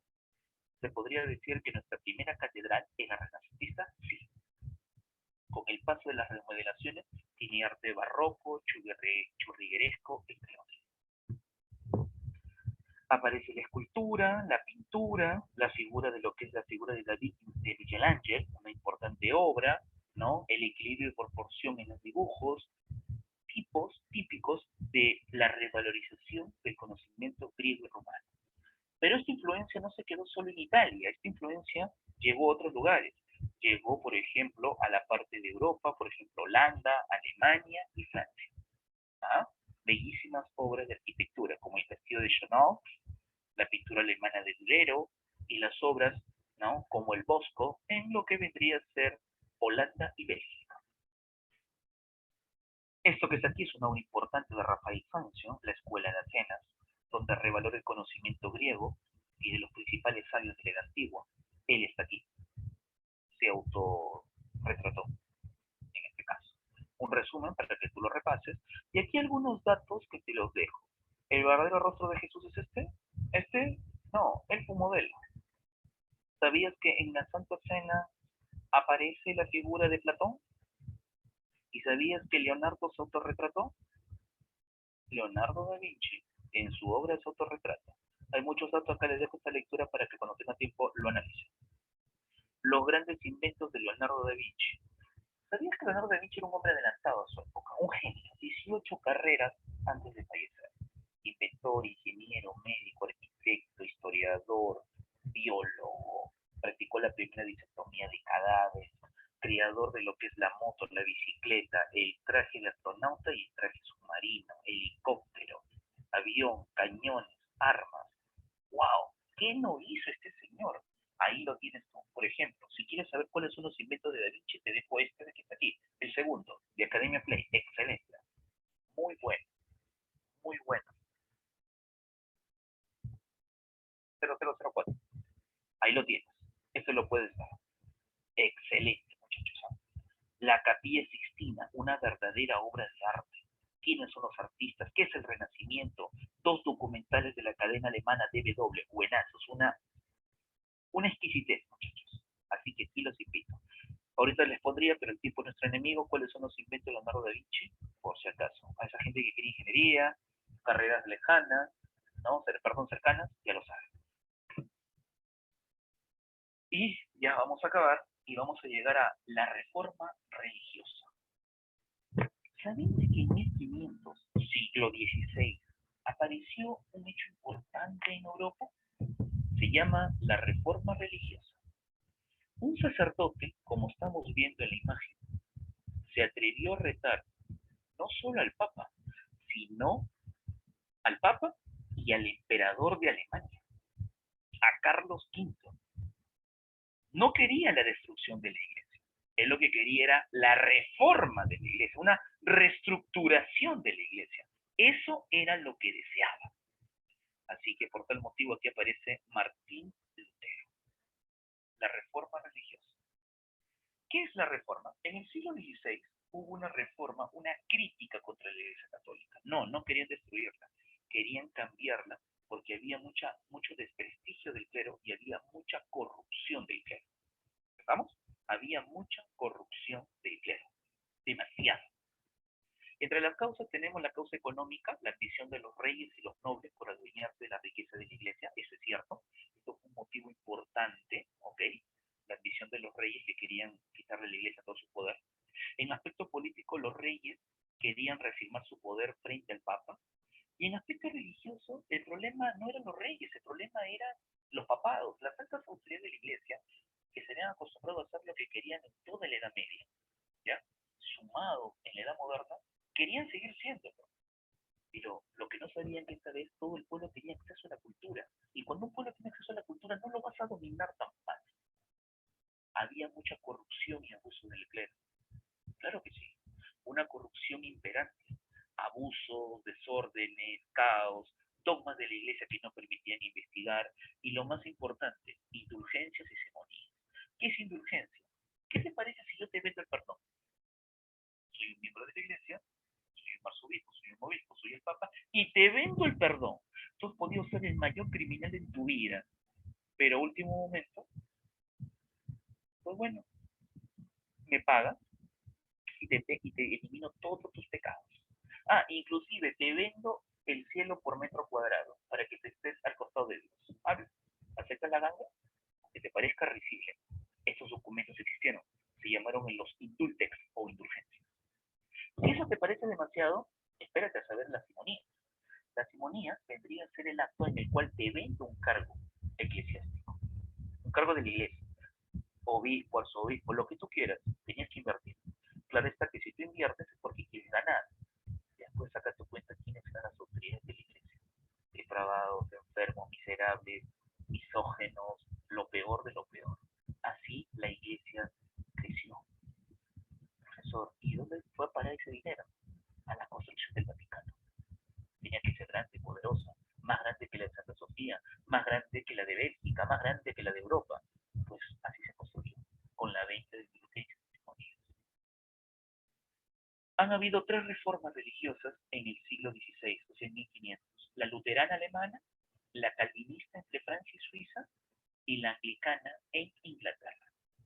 Él es Martín Lutero, criticando y pidiendo el cambio la reforma de la Iglesia Católica, mas no su destrucción. Él era un humanista, él era un intelectual, por eso que con mucho criterio criticó el abuso y la corrupción en la Iglesia. Ojo con estos dos datos. Cuando hablamos de protestantes, siempre a tu cabeza se te va a meter Lutero, Lutero, Lutero, Lutero. Pero antes de Lutero ya había aparecido Juan Cliff y Johann Hus, un inglés y un holandés. Estos dos, 50 y 60 años antes, habían escrito ya el libro criticando a la Iglesia. Estos dos libros fueron leídos por Lutero. La diferencia es que Lutero lo llevó a cabo y tuvo protectores, porque si no, hubiera terminado como Johann Cliff, que fue quemado vivo, o Johann Hus, que lo asesinaron en la parte del bosque. A él no lo asesinan porque tuvo protectores, tuvo mecenas.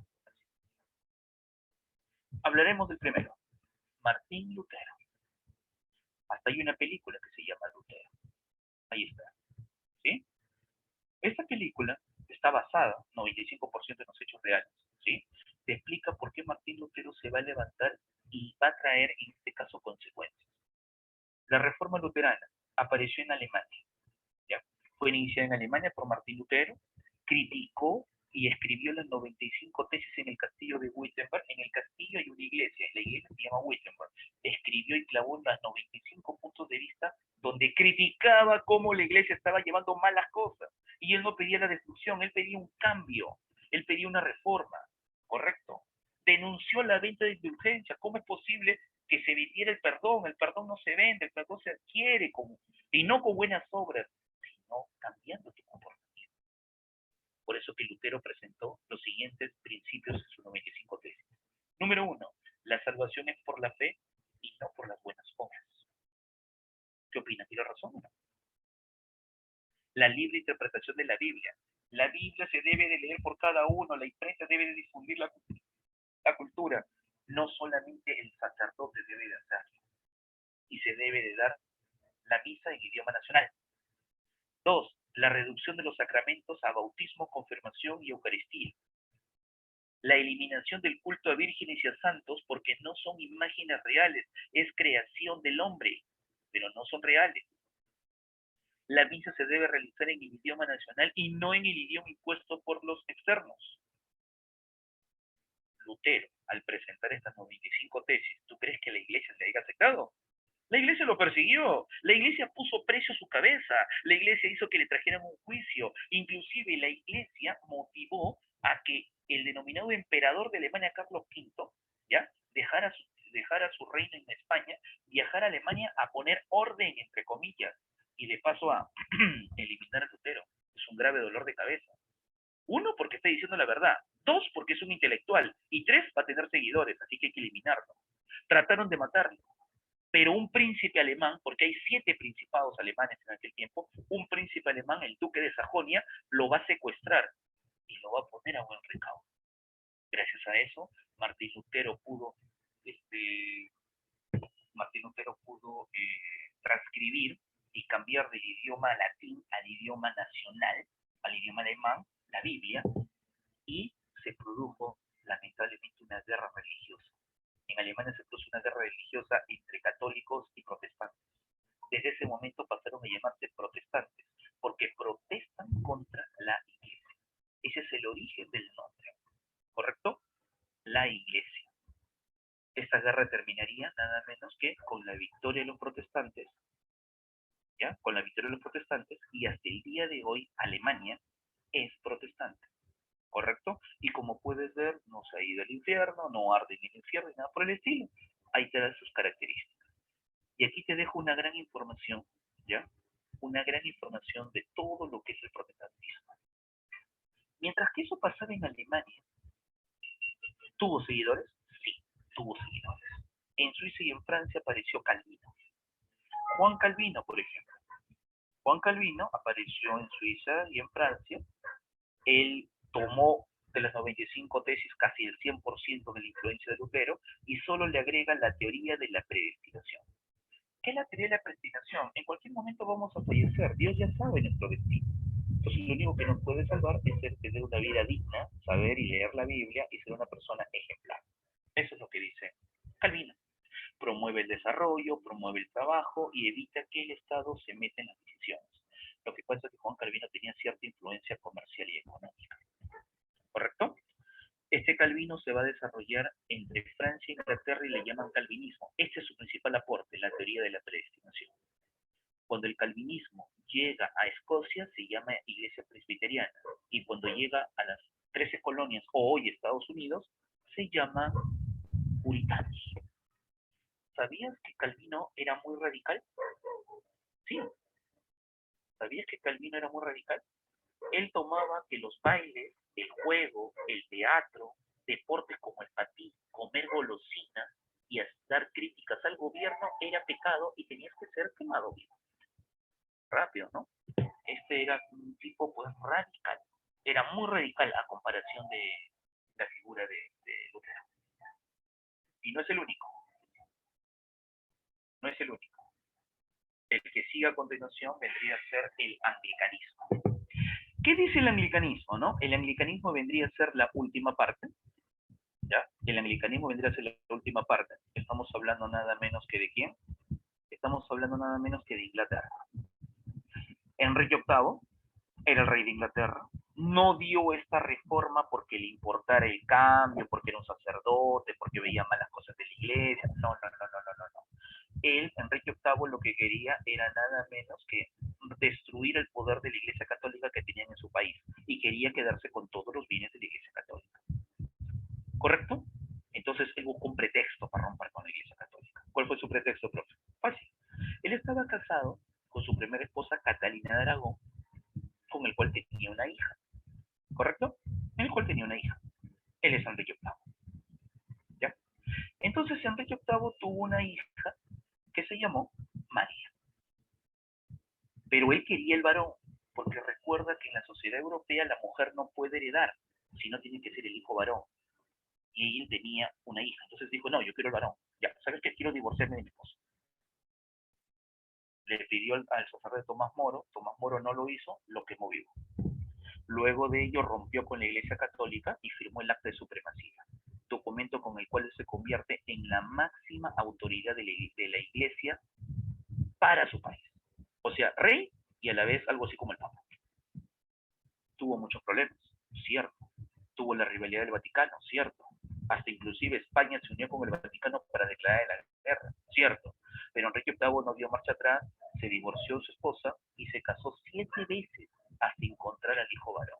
De su segundo matrimonio le salió otra hija, y de su tercero otra hija, cuarta otra hija, quinta otra hija, sexta otra hija, hasta que en el 7º matrimonio le salió el hijo. Pero el hijo a los 12 años falleció. Al final rompió con la iglesia y entre sus 2 hijas quedó el poder, ¿no? Qué característico, ¿no? Él es Enrique VIII. Ese acta de supremacía le daba un poder pleno. Ahora ya lo saben. Le daba un poder pleno. Bajo esa característica, señores, arranca la reforma anglicana. Lamentablemente va a fallecer y su hija María tomará el poder durante 5 años. Inglaterra pasó otra vez a lo que se llamaría el catolicismo. No tuvo éxito, por si acaso. Muere María, su hija Isabel toma el poder, la segunda, e Isabel se vuelve tan igual como su padre. Ella robustece. Si te preguntan quién creó la iglesia anglicana, fue Enrique VIII. ¿Y quién robusteció la iglesia y la convirtió en la actual?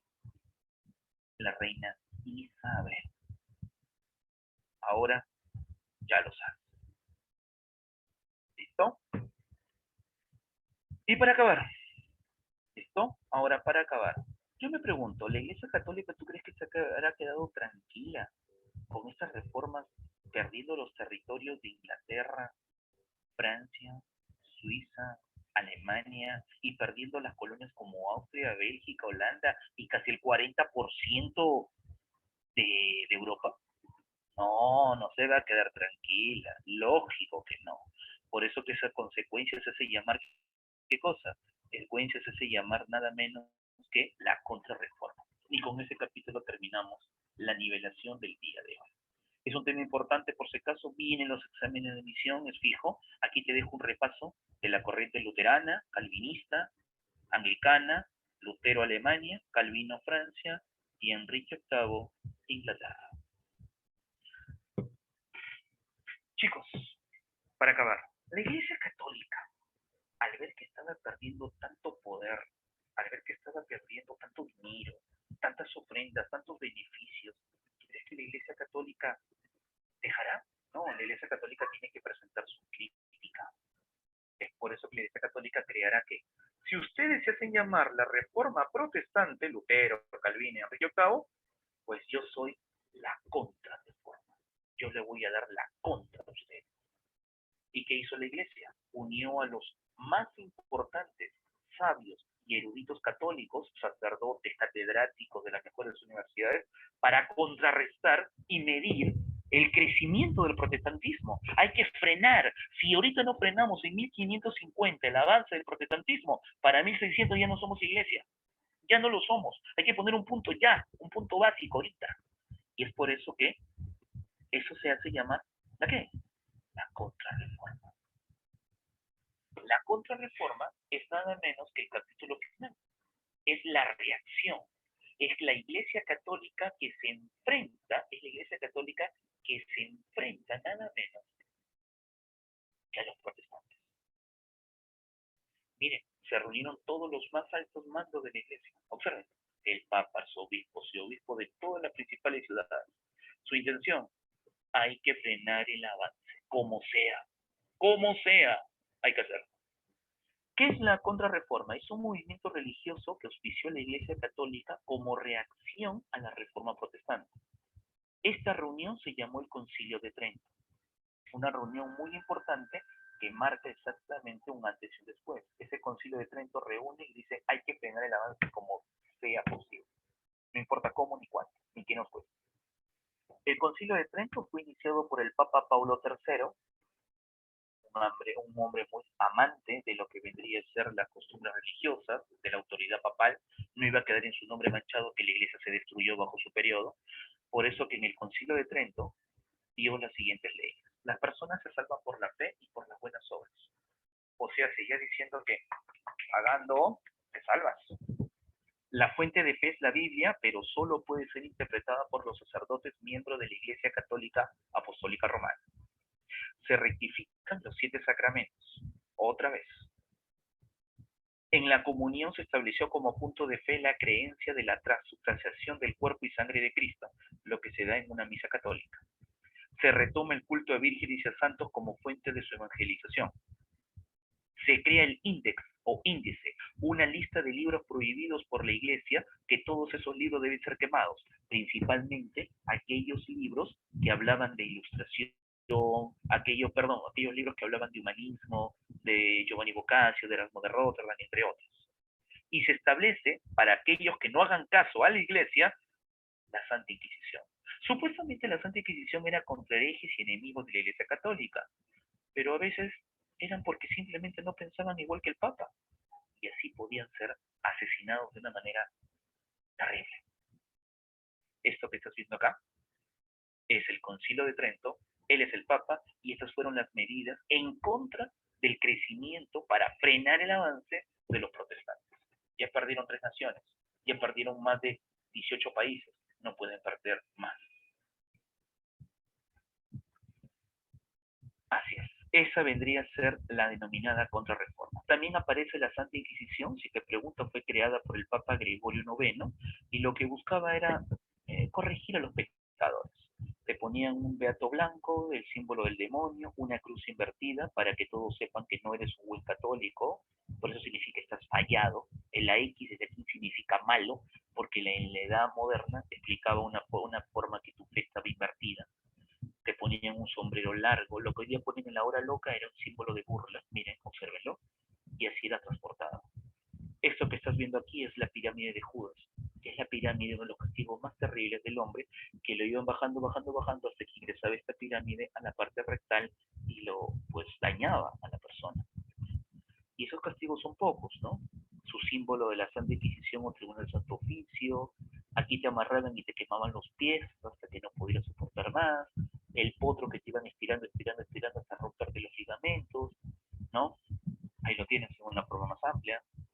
Los castigos, el acusar a las mujeres de brujería simplemente por el hecho de demostrarlo, no, ni de demostrarlo, solamente por acusarlas y punto. Señores, eran tiempos bárbaros, eran tiempos horribles. La quema de brujas fue algo común entre los años 1600 y 1700. Había algunas mujeres que tenían conocimientos de medicina, o algunas mujeres que tenían conocimientos de medicina natural, o porque eras protestante, o porque simplemente pues cometías un acto doloso, bruja. Inclusive te hacían tragar pólvora y te quemaban. Luego cuando estabas quemando por la hoguera explotaba pues la pólvora. ¿Ves? El demonio acaba de salir de su alma, de esa pecadora. Más castigos.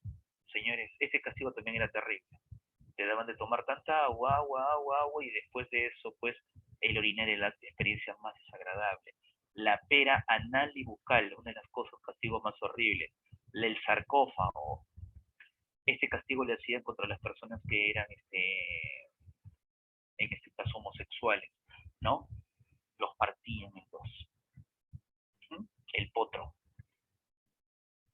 Una especialización. Así eliminaron a sus enemigos protestantes. Por eso que los protestantes ya no se animaron a entrar a tierras católicas. Los castigaron con fuego, con fuerza, la rueda que te iba partiendo por pedazos, brazos, piernas. Señores, esa fue la medida de la iglesia. También crearon a los jesuitas a compañía de Jesús, que vendrían a ser nada menos que los misioneros que viajaron y evangelizaron partes como por ejemplo zonas actuales de Paraguay, Filipinas, por eso que Filipinas habla español y tiene como santo a Santa Rosa de Lima, San Martecito de Porres, porque hasta ahí llegaron los jesuitas evangelizando, bajo las órdenes de San Ignacio de Loyola. ¿Sí? Que de santo no tuvo nada, era un espía de España que manipulaba al Papa, más bien. Y nadie lo sabe, ese dato. Listo, muchachos. Ahí tienes un resumen de la Contrarreforma, sus principios que son validez en las buenas obras, culto a la Virgen y Santo, no supremacía del Papa, jerarquía eclesiástica, 7 sacramentos. Se crean 2 órdenes religiosas, las carmelitas y la Compañía de Jesús o Jesuitas, y la Inquisición, para el que no entiende, ¿te hago entender a la buena o a la mala? Y la Compañía de Jesús fue lo más importante. Un breve resumen para que lo repases cuando tú quieras, las diferencias entre la Reforma Protestante y la Contrarreforma, ¿no? Lutero, Calvino, Enrique VIII, y por el otro lado la Contrarreforma del Papa Urbano II. Listo. Muy bien, muchachos, hasta aquí. Muchas gracias por haberme escuchado. Aquí les dejo una gran cantidad de información. Por ejemplo, ¿sí? Una gran cantidad de información de lo que es la Contrarreforma, el Concilio de Trento, la quema de libros. Esto fue algo de verdad tiránico. Que la iglesia te prohíbe qué libros estudiar, qué libros leer, qué libros ver. Dios mío, ese es uno de los hechos más terribles que se puede dar. Y lamentablemente existió, se dio en ese periodo.